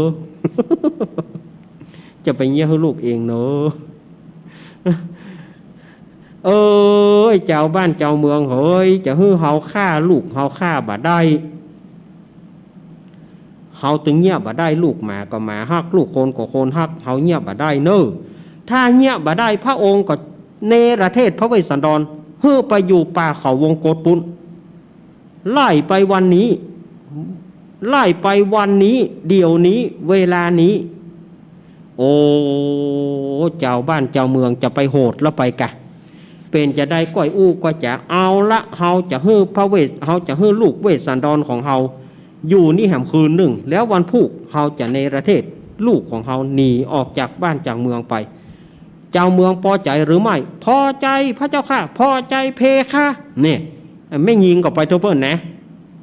พอใจพระเจ้าค่ะพอใจเพคะสลายตัวผมบัดสลายอย่าโดนแก๊สน้ำตา ลองบัดสลายอย่าโดนแก๊สน้ำตา สถาญาติโยมว่ายามนั้นพระเจ้าสนใจก็เลยบอกให้นายนักการก็คือพันโลงนายนักการก็คือพันโลงเพราะว่าพันโลงจงไปบอกให้ลูกเฮาว่าบัดเดี๋ยวนี้เจ้าเมืองมาฟ้องเสด็จป่อให้พระเวสสันดรหนีไปจากบ้านจากเมืองหนีไปอยู่ที่ไหนก็ได้นายนักการหรือว่าพันโลงก็เลยไปทูลพระเวสสันดร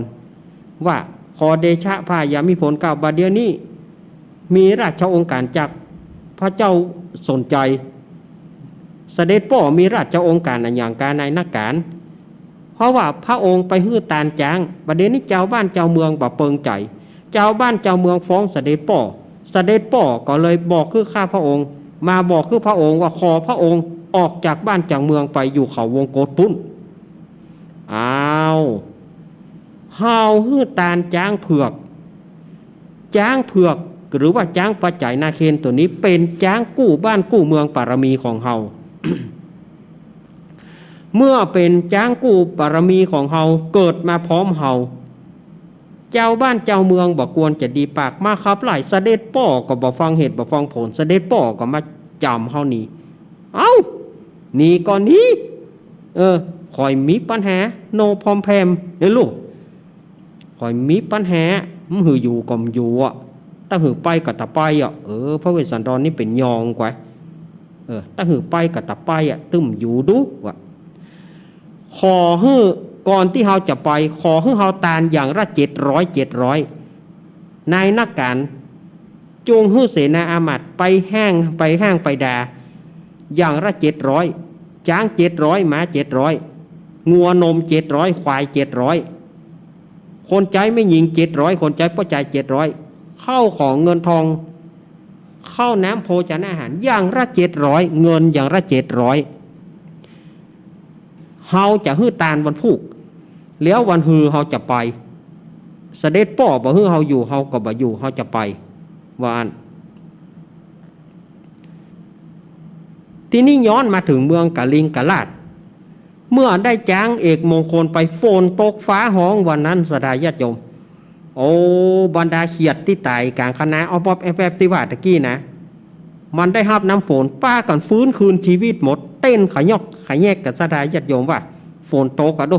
มันตายไปได้15 ปีกันนะเขียดกบหมดเนี่ยอย่างนี้เอา15 ปีกับฟื้นคืนมาได้อยู่แต่พอนี่ห้อง7 วัน 7 คืนก็หรอนะว้าว้าว้าว้ากบกาเขียดกาปลากันลุกฟื้นคืนชีวิตมาโอ้เจ้าบ้านเจ้าเมืองก็ได้ปลูกไห่ใส่นากันด้วยอนุภาพของจ้างปัจจัยนาเคนส่วนอันว่าพระเวสสันดรเมื่อบอกขึ้นในนักการผู้ฉลาดเรียบร้อยก็ไปลานางมัททีพอไปว่ามัททีเฮยของอันใดที่นางได้แต่บ้านแต่เมืองแห่งป่อแม่นางนะ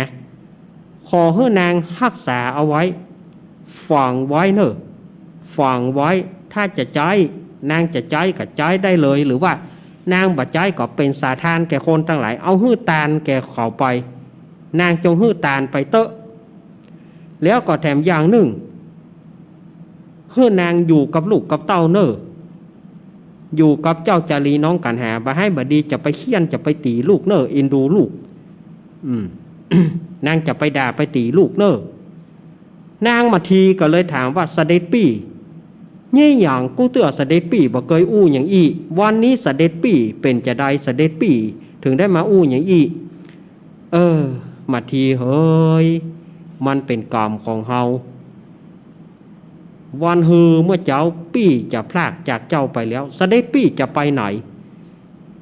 ก็ปี่ฮื้อตาลจ้างเผือกจ้างปัจจัยนาเคนแก่พามกะลิงกะลาดบาดเดนี้เจ้าเมืองเฮาบ่ายยินดีสีขาเจ้าเมืองเฮาขับไล่ไปปากันไปฟ้องเสด็จป่อฮื้อไล่ปี่เสด็จป่อก็บ่ฟังเหตุฟังผลไล่ปี่หนีบาดเดนี้ปี่จะหนีแล้วปี่จะไปอยู่เขาวงโกฏพุ่นปี่จะไปบวชเป็นฤาษีปี่จะไปนุ่งผ้าเปลือกไม้กองคาปี่จะไปกินลูกไม้หัวมันนางมาทีอยู่กับลูกกับเต้าเตอเนอร์นางมาทีบอกว่าข้าแด่เสด็จปี่ในเมื่อเสด็จป่อไล่เสด็จปี่หนีม่อมฉันมาทีจะอยู่ได้อย่างไรม่อมฉันก็จะไปเพคะก็เสด็จป่อไล่ปี่คนเดียวนะบ่ได้ไล่น้องนะ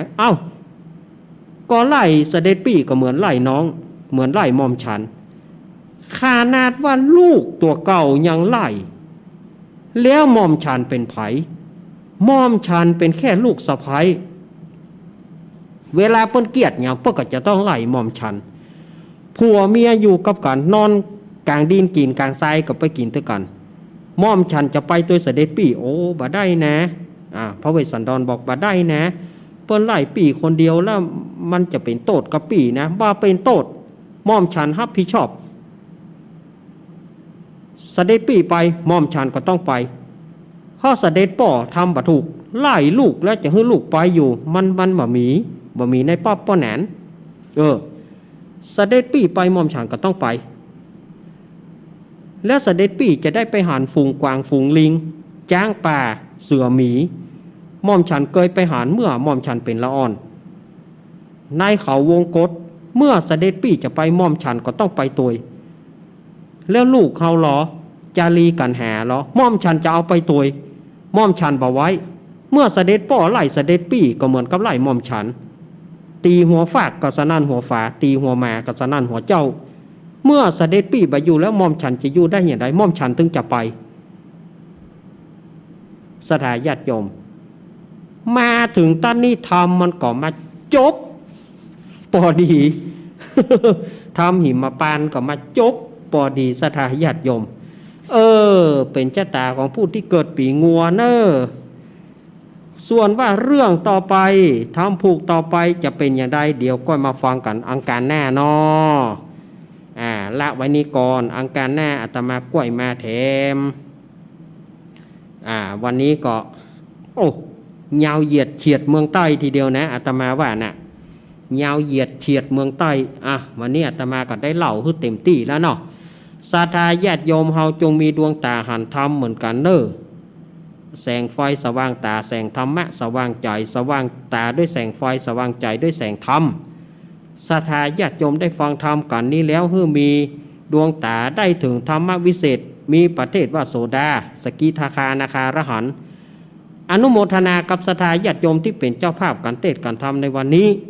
ขอให้ท่านทั้งหลายพ้นจากโรคโรคภัยโรคโควิดให้หายไปจากสยามเมืองยิ้มหายไปจากเมืองเหนือล้านนาของเราขอให้จากหนักให้มันเป็นเบาจากเบาให้เป็นบางจากบางให้เป็นจางจากจางให้มันหายด้วยอานุภาพแห่งพระธรรมที่อาตมาได้นำมาเทศน์นี้ด้วยเถิด เอาละไว้การหน้าก้อยปะกันนอทำผุงนี้เฮาย้างไว้อีกก่อนเพราะว่ามันจบสื่อนี่พอดีเตสานาปริโยสาน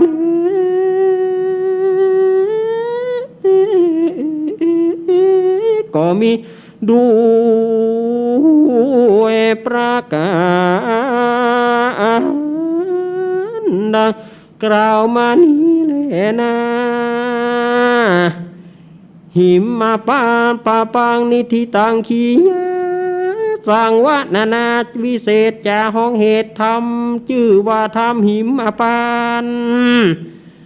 อันประดับกระดาไดากถา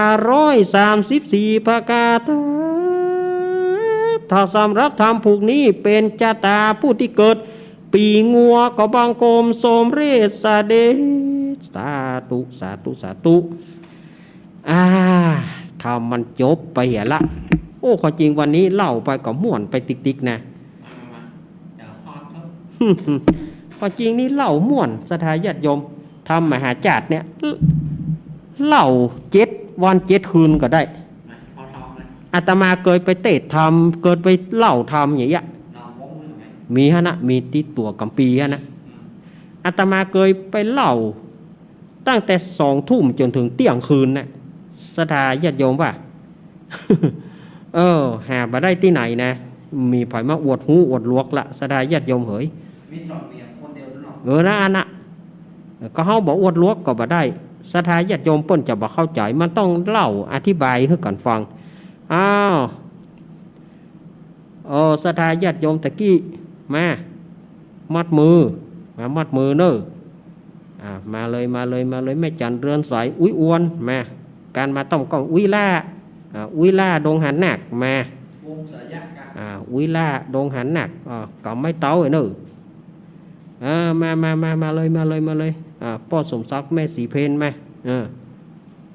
มากุคนนะมากุคนบอกเว้นไว้ฝ่ายยายจันเรือนสายยายจันเรือนสายแม่จันยายจันเรือนสายนี่เปิ้นฮับ2 การเปิ้นอุ้ยมอนทาเปิ้นฮับการ1อุ้ยมอนทาเปิ้นฮับการ1แล้วก็แม่ยายจันเรือนสายเปิ้นฮับแถมการ1เปิ้นฮับไป2 การเนอะวันนี้นะแล้วก็แม่เดือนเพ็ญทิมวางแล้วก็ทุกท่านเนอะมัดมือก่อนพุทโธมังกาลาสัมพุทโธทิปทุตตโมพุทธมังกาลามากามาสัพพทุขาปมุญเจเลธัมโมมังกาลสัมพุทโธคัมภีโรทุทโสอนุงธรรมะมังกาละมากามาสัพพพญาปมุญเจเลสังโฆมังกาลสัมพุทโธนวราถกินโยอนุตตโรสังฆมังกาละมากามาสัพพโรกาปมุญเจเลสเปพุทธาปรปตาปเจกานันจยังปรังอรหันตานาจเตเจนาระขังวันตามิสัพพโสสัพเพธรรมาปรปตาปเจกานันจยังปรังอรหันตานาจเตเจนาระขังวันตามิสัพพโสสัพเพสังฆาปรปตาปเจกานันจยังปรังอรหันตานาจเตเจนาระขังวันตามิสัพพโส อิติโอมอิติปิโสวิเศษอีอิเสเสพุทธานาเมอีอิมินาพุทธังสัตตังสุอีอิสุตังพุทธปิติปัญจมาเลชิโนนาโถปโตสัมพุทธิมุตตมังจตุสัจจังประกาศติธรรมจักกังปวัตตยีเตนะสัจวัชเชนะโหตุเมชัยมังกร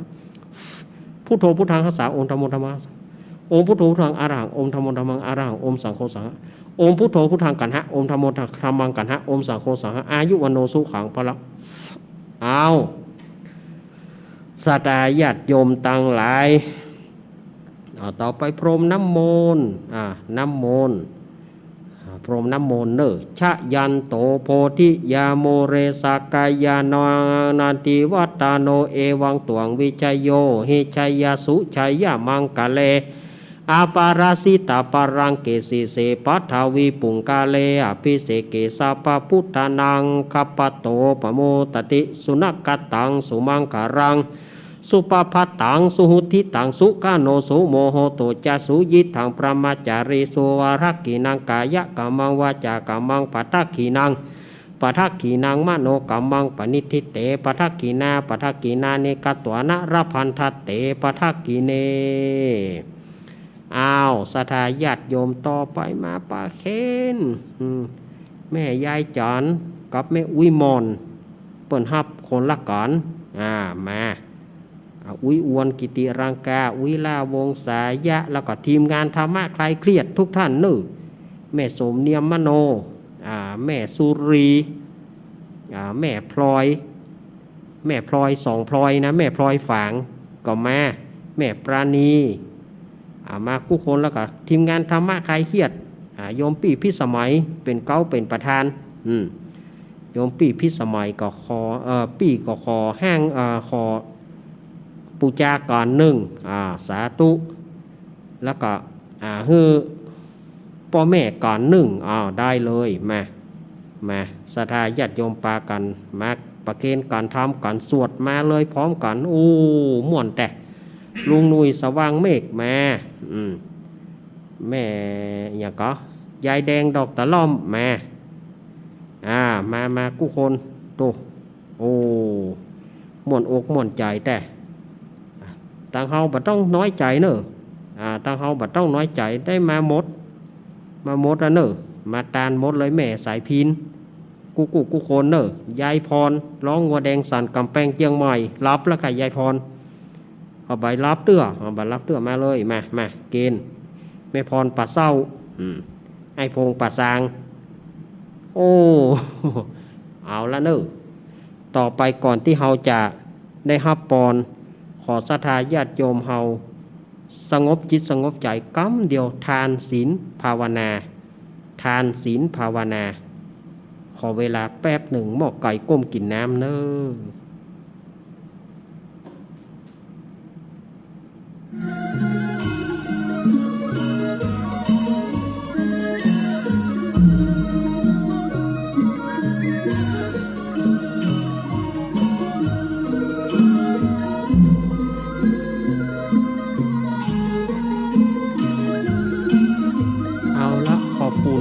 ศรัทธาญาติโยมขอบคุณเนอะ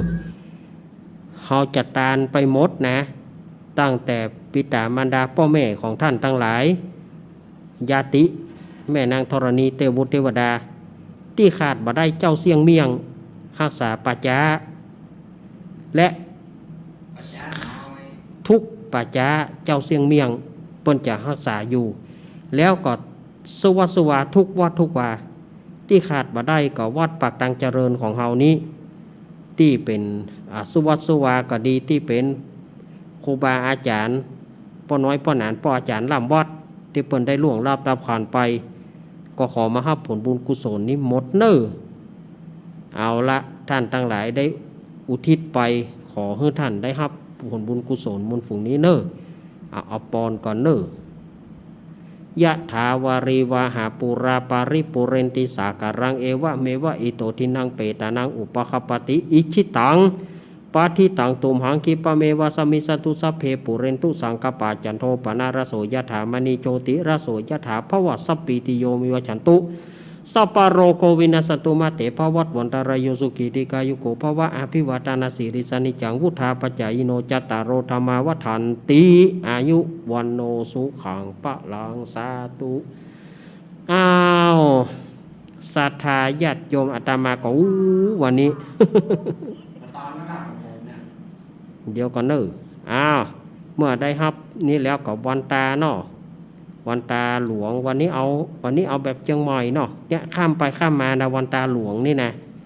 ตั้งละปูนมันไก่ไปย่างตั้งเชียงใหม่มันไก่ไปย่างวันนี้เอาเชียงใหม่เนาะการแล้วฮอละปูนแต่วันตาหลวงเนอะวันตามีพุทธังสัพปังเมโตสังฆามาทะเมพันเตวันตามิธัมมังสัพปังเมโตสังฆามาทะเมพันเตวันตามิสังฆังสัพปังเมโตสังฆามาทะเมพันเตวันตามิกุรูปัจจยาจาริเยสัพปังเมโตสังฆามาทะเมพันเตวันตา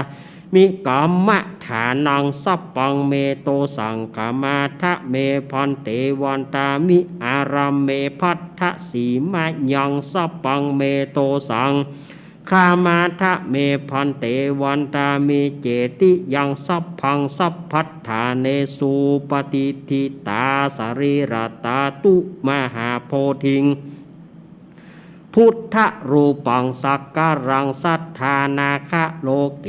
เตวะโลเกพรหมะโลเกชมพูทิเปรังกาทิเปสารีรัธาตุโยเกสาธาตุโยอาระหันตาธาตุโยเจติยังกันทะกูติงจตุรสีติสาหัสเสธรรมกันเตสเปสัมปาทาเจติยังอหังวันตามิสัพพะโสอันนี้วันตาหลวงฉบับวันตาหลวงแบบของเชียงใหม่เนาะวันตาน้อยเนอวันตาน้อยวันตามิพันเตสาปังอาปาราทังคามาทะเมพันเตมายากตังปุญญังสามินาอนุโมทิตัปปังสามินากตังปุญญังไมหังทาตัปปังสาตุสาตุสาตุอนุโมทามิสาตุเอาเรียบร้อยเนอะศรัทธาญาติโยมเอาบาดเดนี้9 โมงเกิง3 ทุ่มเกิงเจก็ว่าขอเล่านิทานนะขอลืมแหมกำเนี่ยเจถึงว่าบาเลี้ยวใจนะอย่างมันเพราะว่าฟังแล้วอยากจะฟังแถมได้เลยเมื่อเนี่ยเจนี่จะเป็นพระอานนท์ภาค 2สมัยพระอานนท์พระพุทธเจ้าจะไปเทศน์ที่ไหนก็จ้างต้องมาเล่าให้พระอานนท์ฟังศรัทธาญาติโยมเดี๋ยวอาตมาจะเล่าเรื่องวันนั้นเรื่องวันติดที่ผ่านมาอาตมาได้เอาเรื่องของบ่อน้ำวิเศษหรือว่าน้ำบ่อวิเศษเนาะเรื่องของน้ำบ่อวิเศษมีเรื่องว่าจะได้เมินมาละสมัยจะเป็นสมัยไหนก็บ่ฮู้ละเปิ้นบ่ปรากฏน้ำเปิ้นบอกว่ามี2 ตายายผู้เฒ่าอาศัยอยู่กับกันตั้งแต่ปฐมวัยก็คือหมอก10 ปลาย20 ปลายเนี่ยเนาะอยู่ด้วยกันมาแต่บ่มีลูกจนพอเฒ่าพอแก่เขาบอกว่าคนเฒ่าพอใจนั้นออกไปเสาะหาของป่าได้เห็ดพ่องได้ไอ้หยังพ่องเอาหลัวพ่องเอามาขายเพื่อเลี้ยงชีวิตมีอยู่วันหนึ่งป้าตาคนเนี้ยป้าอุ้ยคนเนี้ยก็ออกไปป่าเหมือนกันก็ไปหันใส่บ่อน้ำบ่อหนึ่งบ่อน้ำบ่อนี้มันเป็นบ่อไอ้หยังนี่ฮะมีน้ำใสๆไว้ในขณะที่ป้าอุ้ยกำลังกึดอยู่นะก็ปรากฏว่ามีกระต่ายเท่ากระโดดลงไปพอกระโดดลงไปสักกำหนึ่ง มันก็ออกมา แต่มีร่างกายที่หนุ่มอัลลอฮ์อัลลาลาลาลาลาบ่อน้ำนี่มีไหนฮะแต่อยากก็น้อยก็ข้าได้นักเกจะหวดเอาจะมอกเบาเทียวอายุ16นี่ก็หมอกเอี่ยวม่วนนี่นะอยากก็น้อยข้าได้กันเนาะคนเดียวนี่มันเท่าไปละป้าอุ้ยคนนี้ก็แปลกใจแล้วขนาดกระต่ายเท่าลงไปกินอุ้ยมันออกมาเป็นหนุ่มเลยเหรอทีนี้บอกก็ว่ามีกวางลงไปกินแถมเมื่อกวางลงไปกินก็ปรากฏว่าออกมาหนุ่มป้าอุ้ยคนนี้ก็หันว่าอันนี้มาถึงอย่างอีก็เขาก็เอาพ่องกะเขาก็หวดพ่องเหรอก็ลงไปก็กินน้ำโปอิ่มเนี่ยนะก็หานว่าออกมาหนุ่มฟ้อหล่อเฟี้ยวกว่าอายุประมาณสัก15-16ได้การละอีหรอได้การละจะไปหลอกหย่าเท่านี่กำเหรอจะไปหลอกหย่านั่นก็มาจะไปเซอร์ไพรส์หย่านั่นเห็นหน่อยเหรอกระเตียวไปหันใส่เตียวเข้าบ้านไปหันใส่แม่เท่ากำลังเงียกินอยู่แม่มันเหลียวมาทางนี้หน่อยจำได้ก็แหแม่มันนี่เหรอไปมาเล่นหน้าเล่นตาคนเท่านี้เนอะบ่าโอ้ยไปเล่นหน้าเล่นตาอย่าได้สู่จอมข้าบ่ได้กันนี่ไปมาเล่นหน้าเล่นตานี่เนอะเนาะสู่จอมบ่ได้แต่นี่ข้านะผัวสัวโอ้ยผัวข้าอย่างนุ่มเดี๋ยวมันมีกะเรื่องมันมีแม่นสู่แต่ว่าก็แต่นะกะข้าจะจุสู่อย่างสู่ไปเนี่ยได้ให้มันหนุ่มข้าไปกินน้ำบ่อวิเศษมาฮะน้ำบ่อวิเศษมันมีที่ไหนมันมีใจเย็นๆฟังข้าก่อนเฮ้ฟังไปอย่างแล้วญาติเท่าญาติเท่าสุมาเด้อ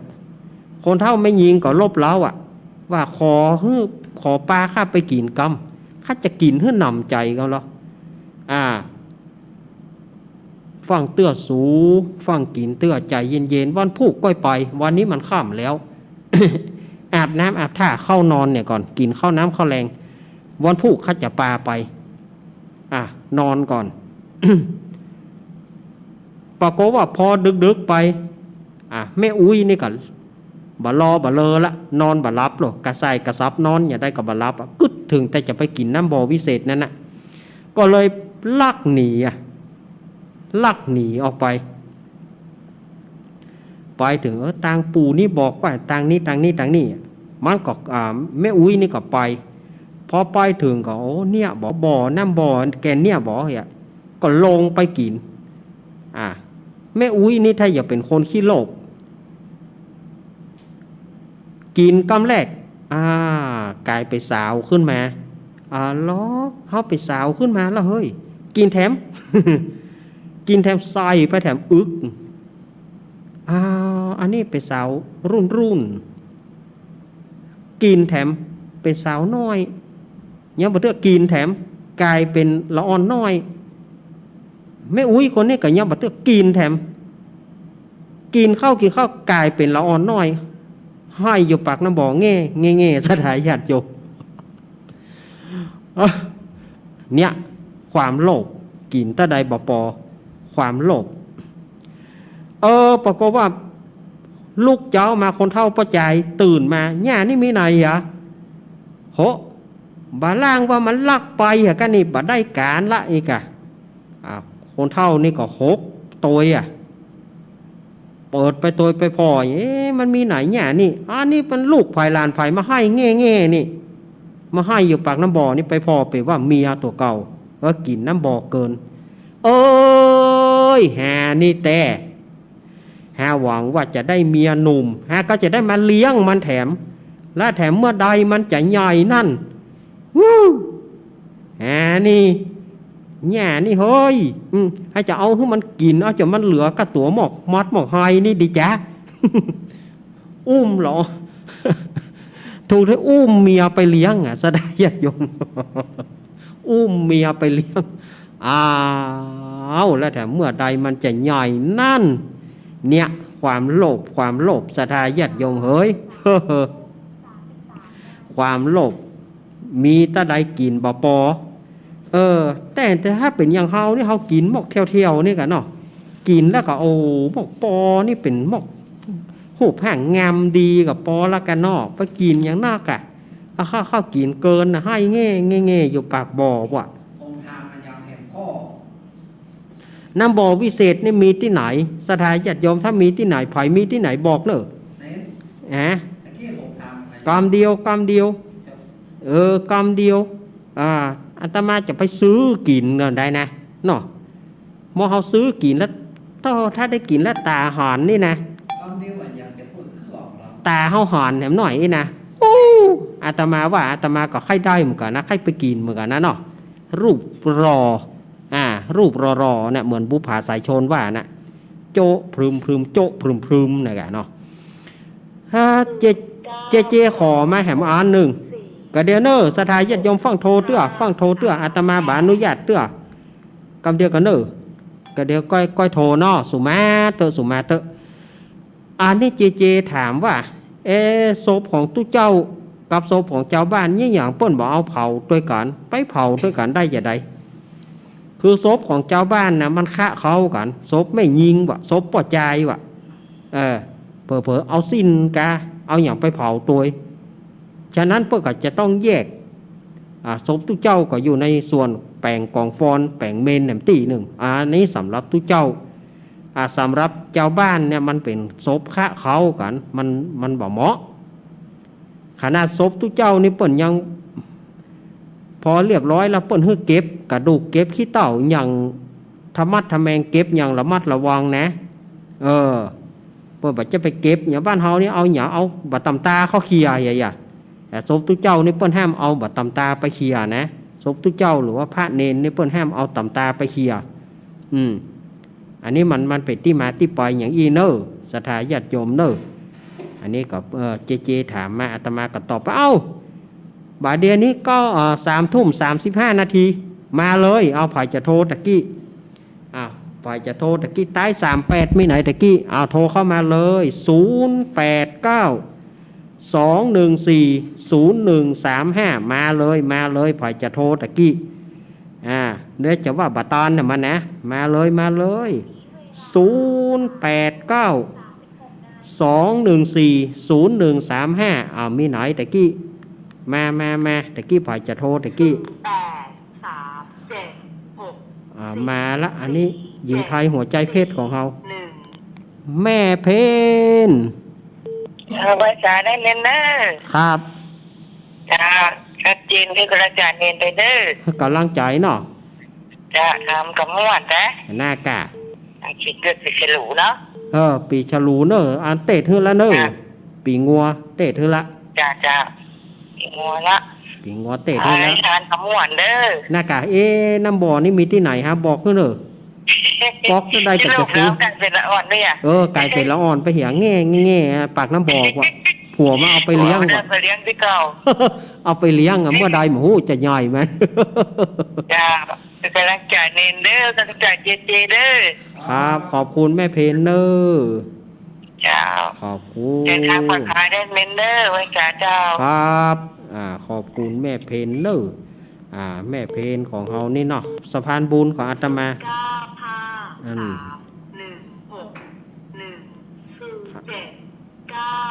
79เจริญปอนศึกษาดุเล่นยาวจากที่ไหนแม่สลัดเป็นบ้านเจ้าแม่สลัดบ้านแจ่ซ่อนอำเภอเมืองปานจังหวัดลำปาง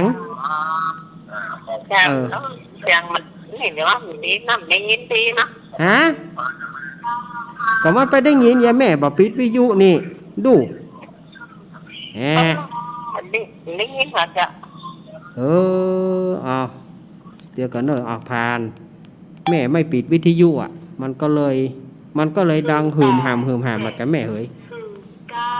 เนาะขอสูมาตัวเนอะแม่สลัดเนอะ เจริญปอน แม่สาเจ้าลุงเด่น แม่กองแรง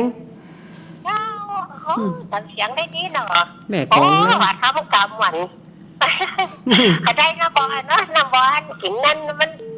นัวๆนี่รักษาคิดน้อยหนักกันได้เนาะ แล้วไปกินนักเนาะ น้องชื่อไปไหนน้องชื่อ ไปกินนักก็ให้แง่แง่อยู่ปากน้ำบ่อปะไก่เป็นนอนน้อยอ่ะ ไข่หัวทำไข่หัวเลย เออ เป็นกำลังใจเลย ขอบคุณเนอะ ครับที่ตามฟังตลอด ที่ตามพังตลอดคนน้อยคนน้อยปั่นกับคนน้อย เก้า คนน้อยคนน้อยสถาญาติโยม 9 5 3 2 1 5 เจริญปอนเจริญปอน จะไม่สาเจ้าลูกเล่น แม่สีทอน เจ้า แม่สีทอนเปรมจิตหนองบัว บนโต๊ะกับลูกเล่น บ่มี โอ้ยจะประการฝนตกขนาดแต่เจ้าตกแต่ตกว่าตกชั่วโมงบ่ายนะ ห่าน เจ้าน้ำไหลไฟดับเลย ก็มันแวดนะมันแวดหน้าแวดหลังนะมันแวดไปแวดไปนะมันเยี่ยมบ่มาแต่นะมันไหลไปตีตั้งเวียงปะเป้ามันมาไหลเข้ามาตั้งฝางเพ่นะมันเยี่ยมบ่มาเพ่เตื้อ เจ้าแล้วตอนพิเศษนี่ที่ไหน น่าว่าน่ะจะไปกินสักก๊อกบ่ได้นะ ก็แน่จะกินแล้วมันติดเจ้าถึงไหวเนาะ น่ากะ ก็แต่หาแล้วเนี่ยเนาะ น่ากะที่ไหนบ่ได้ไปจะไปเอี่ยวเหกำเหรอ เจ้าชัดเจนดีแน่ลูกแม่ ขอบคุณแม่สีทอน เจ้าสาธุเจ้า แม่สีทอนเปรมจิต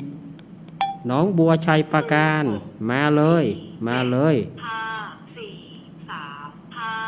1 ชื่อเอาคนหลับละ เจริญปอน กำลังจะเจ้าลูกนี้ฟังอยู่เนอะ ฟังอยู่นอ ได้สมุนเรียบร้อย ได้เรียบร้อยละแม่หยา จ้าง จะนาย แม่ตานาย ได้สมุนเรียบร้อย ได้เรียบร้อยแล้วเนาะแม่ตา จ้า ขอบคุณแม่ตาเนอะ อันเดียวนอ ครับแม่สายพินเนี่ยมาเตื้อก็เดี๋ยวไถมาละ จ้า ขอบคุณแม่ตาเนอะครับคนน้อยมาเลย0892140135เจริญปอน เจ้าดีมีอุ้ยบ้านหง แม่อุ้ยสีพันบ้านโฮง เจ้า แม่อุ้ยบ้านโฮงมาแล้วเนอะ น้ำบ่อแต่ หน้ากากข้าได้น้ำบ่อนะเอามา กินน้ำบ่อว่ามันนุ่มเนาะ ให้มันหนุ่มนะข้าวล้ำเขากินติ๊กๆกินน้ำบ่อมันนุ่มยี่ น่ากะว่ามีที่ไหนบอกเนอะ มีอุ้ยมันเจ้าแล้ว80แล้วอันนี้น้ำพิเศษ กะ80ยังเกี่ยวอย่าเนาะ เจ้าโอ้พี่ตัวแทนพี่น้องมันน้องกำลังใจนิดเนอะ ขอบคุณแม่อุ้ยเนอะค จ้า นน้อยคนน้อย คนน้อยแต่ก่อนเพื่อจะขอเพลงประจำหรอ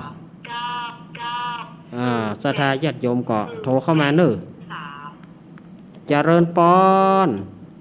เจ้าแต่ไม่จ่าเจ้าท่านพระอาจารย์ มาเลี้ยวมาว่าไปเลยไหนได้มาแล้วว่าเลย ใครอยากกินน้ำหมดเตรียมแต่เนาะ น่ากะเนาะเอาขึ้นไปใส่พินนะ เดี๋ยวมาที่ผมจะได้อ่ะ น่ากะเนาะ มาเลี้ยวไปแก้วย้อมหินเสียงแม่ใจพินทั้งอยู่จานแม่อยู่ดอนใจตรงหินตรงซ่านอำเภอเมืองปานจันทร์น้ำทำคำสอนแม่ตึงบัลละเอาเป็นไม่ใช่น้ำตาลกูข้ามกูเจ้าฟังเป็นประจำมันได้ฟังมันก็งอมเลยเจ้าขอบคุณเนอะพระอาจารย์ ขอบคุณเนอะแม่สายพิน จะไว้ใจเนอะจะไว้ใจเจ๊คนหลุบรอด้วยเนอะ ขอบคุณแม่สายพินเนอะ เจ้าแต่ไว้จ่าเจ้า ขอบคุณคนน้อยปานกัน แม่สายพินนี่เอาฮื้อพิเศษหน่อยเพราะว่าหยังเขายังกินน้ำ เขาได้ยังกินน้ำบ่ได้ใช่หยะ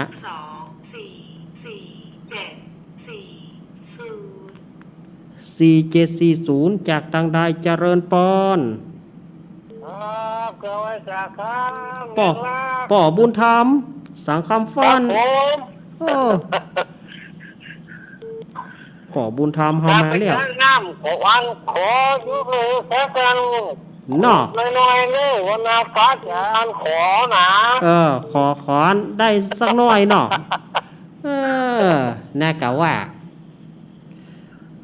ขอบคุณป่อบุญธรรมนักๆเน้อครับผมอยู่ดีมีสุขเน้อป่อบุญธรรมครับเจตุยครับขอบคุณป่อบุญธรรมป่อบุญธรรมสังคำฟันนี่กับบ้านโป่งหนองถ้าปีนี้ถ้าโควิดมันเบาบางก็ปากันที่เพเนอปากกลางเจริญไปนะว่าอานะเนอเจริญปอนไม่สาเจ้าวันเองลงมาจากวันโน้ห้วยการนะเจ้าอันนี้ห้วยการแม่สายทองทานยักษ์เกี้ยวชัดเจนเนาะแม่สายทองเนาะเจ้าติดตามอยู่เนออันนี้ครับคือกำลังใจอันนี้แล้วก็เจด้วยเนอเจ้าครับขอบคุณแม่สายทองเนอกับอาสาเจ้าน้อยแม่สถาญาติโยมโทรเข้ามาเลยว่างแล้วโทรเข้ามา0892140135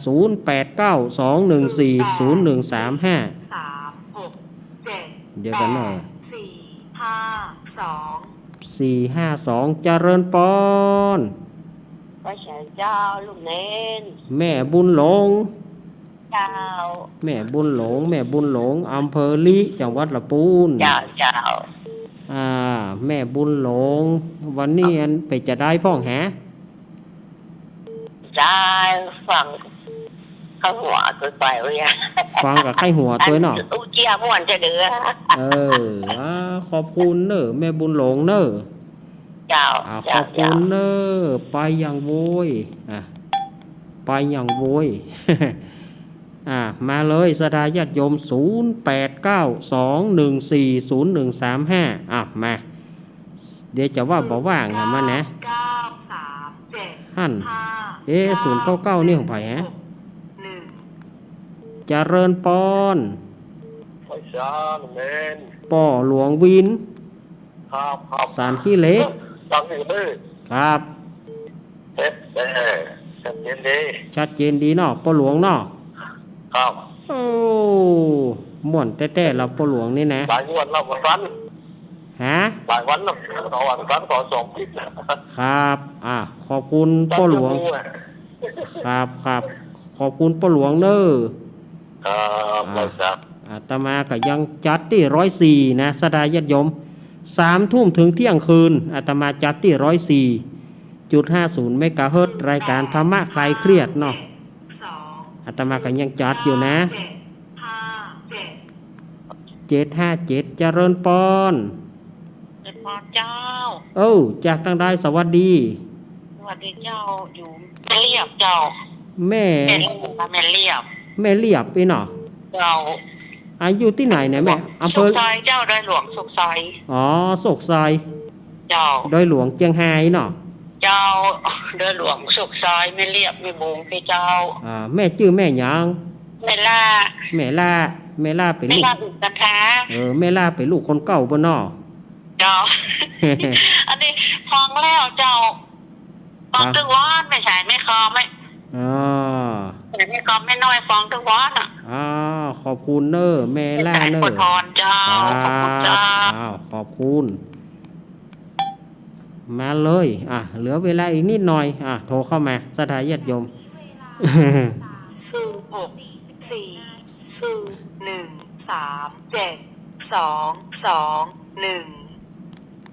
เจริญปอน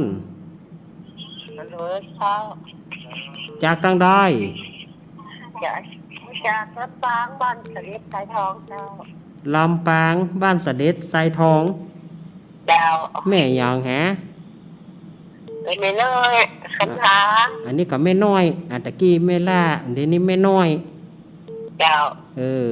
อแม่ล่าแล้วก็แม่น้อย โช เนาะ ว์นี่จ้าฉันเป็นชักเกียร์ ตานเปิดสักเตี้ย ฉันว่ากูอังคารอ่ะ อ้าวกลัว ฟังตลอดเจ้า ก็ฟังถึงวันบ่ได้นะอาตมาวันเดียว ไม่นะ ขอบคุณแม่น้อยเนอะไปยังโว้ยคนละเล็กคนละน้อยหลวงพ่อนิพนธ์นิมนต์ครับหลวงพ่อนิพนธ์นะการจ้าบ่ได้เดี๋ยวว่าลำเอียงไม่รับสายเราว่าหมอนะหลวงพ่อนิพนธ์มาแล้วเนอะว่างแล้วเนอะอุ้ยอ้วน 5 7 4 อุ้ยอ้วนก็หายไปนะอุ้ยอ้วนน่ะ8เจริญปอนเจริญปอนติดแล้วครับผมครับนมัสการครับผม นี่ขายเล่นมันไม่ได้เราจะไปเล่นเสียงว่าครั้งละนะครับ เองเกือบ20 จ่ายแล้วไม่เข้าสักเดือน ครับ เข้าแล้วครับผมครับครับสวัสดีเจด้วย สวัสดีเจด้วยครับผมนมัสการครับหลวงพ่อนิพนธ์มาแล้วครับหลวงพ่อนิพนธ์วัดพระธาตุดอยสะเก็ดอีกกะหลวงพ่อมาเท่าไกลหน่อยหลวงตากิดมีไหนหลวงตากิดมีไหนเจริญปอน ไหว้สาเจ้าลูกเน้นจากลำปางบันไหลนาน้อยเป็นน้อยอุตุดีเนอะ อันนี้ก็มานี่แถมน้อยละมานี่แถมน้อย โอ้กบตั้งแต่เจ้ายังสายแหลกมาแล้วเติมมาติด มันติดแต่ กระดานเปิ้ล โอ้ก็มันมาเนี่ยปะโท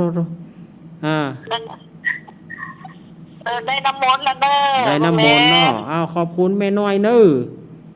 ยังโวย0892140135มาเลยหลวงตากฤษปางโมหลวงตากฤษไปทางใดหาหลวงตา5 4 7เจริญปอน จักมีทางหลอกลุดมาแล้วปี่เฮา สายแหลกกระติดแล้วนะเอ้ยอาจารย์นิพนธ์ก็ซ้ำโทรมาเอาก็เลยขวางโทรศัพท์วันพูดเหี้ยตัวหลอกกูละเอาไปขวางไม่ยังอาจารย์นิพนธ์ตัวหน่อตีเรียกตัวนะเพราะว่า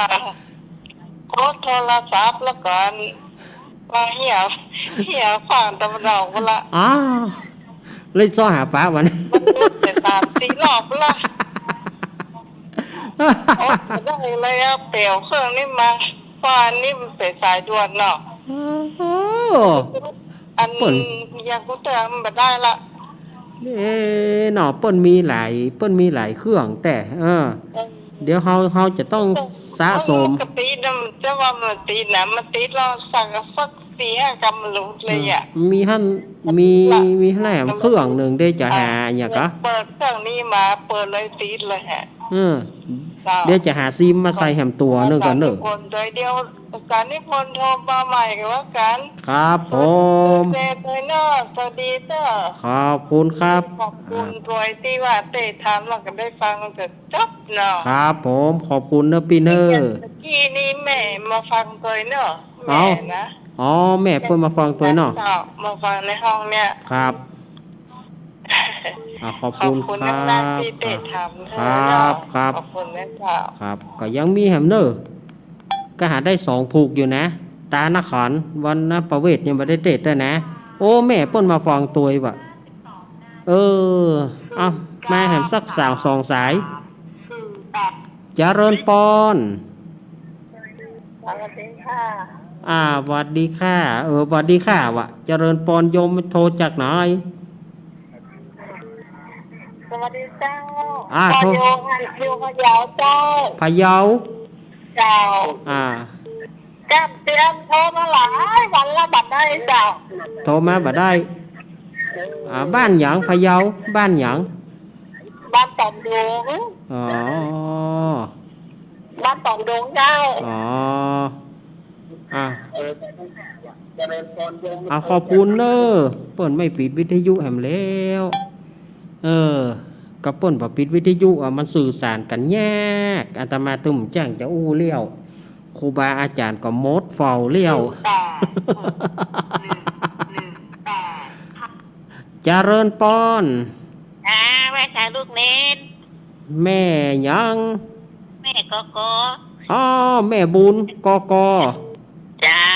มาแล้วเนอะแม่ ฟัง บุญ อยู่เด้อ ฟังอยู่เนาะแม่บุญเจ้า ได้ อี ยินด้านนิพนธ์ละไว้สาด้านนิพนธ์เนาะฟังอยู่เนาะ อีกะฟังอีกะเนาะเป็นกำลังใจให้กันเนาะแม่บุญ เจ้ายี่ก็ได้ยินน้องใหม่ตัว ครับ เจ้า ขอบคุณแม่บุญเนอะขอบคุณแม่บุญ เจ้า แฮมสายหนึ่งสุดท้ายมีก็ไปจะมาปิดท้ายมีอยู่เจริญปอน ครับผม ครับ ราชการครับ ลุงนุย ลุงหน่วยครับ ลุงนุยมาแล้ว ครับ ลุงนุย ครับ ส ผม ว่างเมฆมาแล้ว ต่ออันนี้ต่อนะครับ ครับผม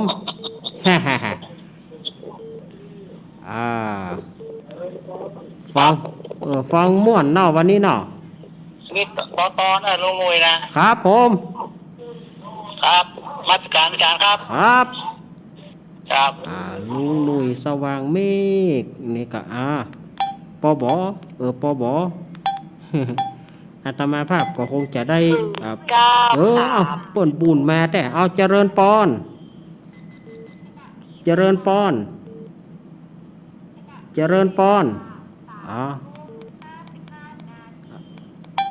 เมื่อบอกเอาละอาตมามีเวลาเตี้ยเนอสดาญาติโยมอาตมาจะพักไว้ก่อนเนอเพราะว่าเวลามันหมดเวลาศรัทธาญาติโยมก็อย่างใดก็อังการหน้าเนออาตมาจะนำเอาธรรมมาเทศทำไมเนอทำมหาจาตุเวสสันดรชาดก13 ก่อนอาตมาเล่าอาตมาจะแถมเพื่อแถมเนอ14อันนี้ส่งผางพระติด อาตมาจะเอามาแถมเพื่อแถมแล้วก็เรื่องอื่นอาตมาจะเอาวนเวียนมาแถมเพื่อแถมเนอศรัทธาญาติโยมเพราะว่าเพื่อตั้ง104เปิ้นบ่ได้ฟังแล้วก็เพื่อว่าศรัทธาญาติโยมในเดือนยี่เปงเนี่ยจะได้ฟังธรรมหรือไม่อาตมาก็บอกฮู้ว่าเดือนยี่เปงจะได้ฟังธรรมกันก็อาตมาก็เลยชิงเอามาเทศมาเล่าก่อนเนาะวันนี้ก็ขอศรัทธาญาติโยมเฮาอยู่ดีมีสุขเนาะกลางค่ำกลางคืนดึกดื่นระวังฟืนระวังไฟศรัทธาญาติโยมก็นอนหลับฝันดีก่อนนอนก็ไหว้พระนึกใจพุทโธเพื่อไล่โควิดตัวเนอเจเวลาหมดแล้วขอต้องปลุกเจตัวมันบ่เป็นเปื้อนกันแต่ศรัทธาญาติโยมโอสุมาต้องออกอากาศไปละสุมาเนอเวลาหมดแล้วอาตมาขอนำรายการอำลาจากศรัทธาญาติโยมไปก่อนเนออังการหน้าก้อยปะกันใหม่วันนี้ราตรีสวัสดิ์จัตตารโอธรรมาวัฏันติอายุวโนสุขังพระ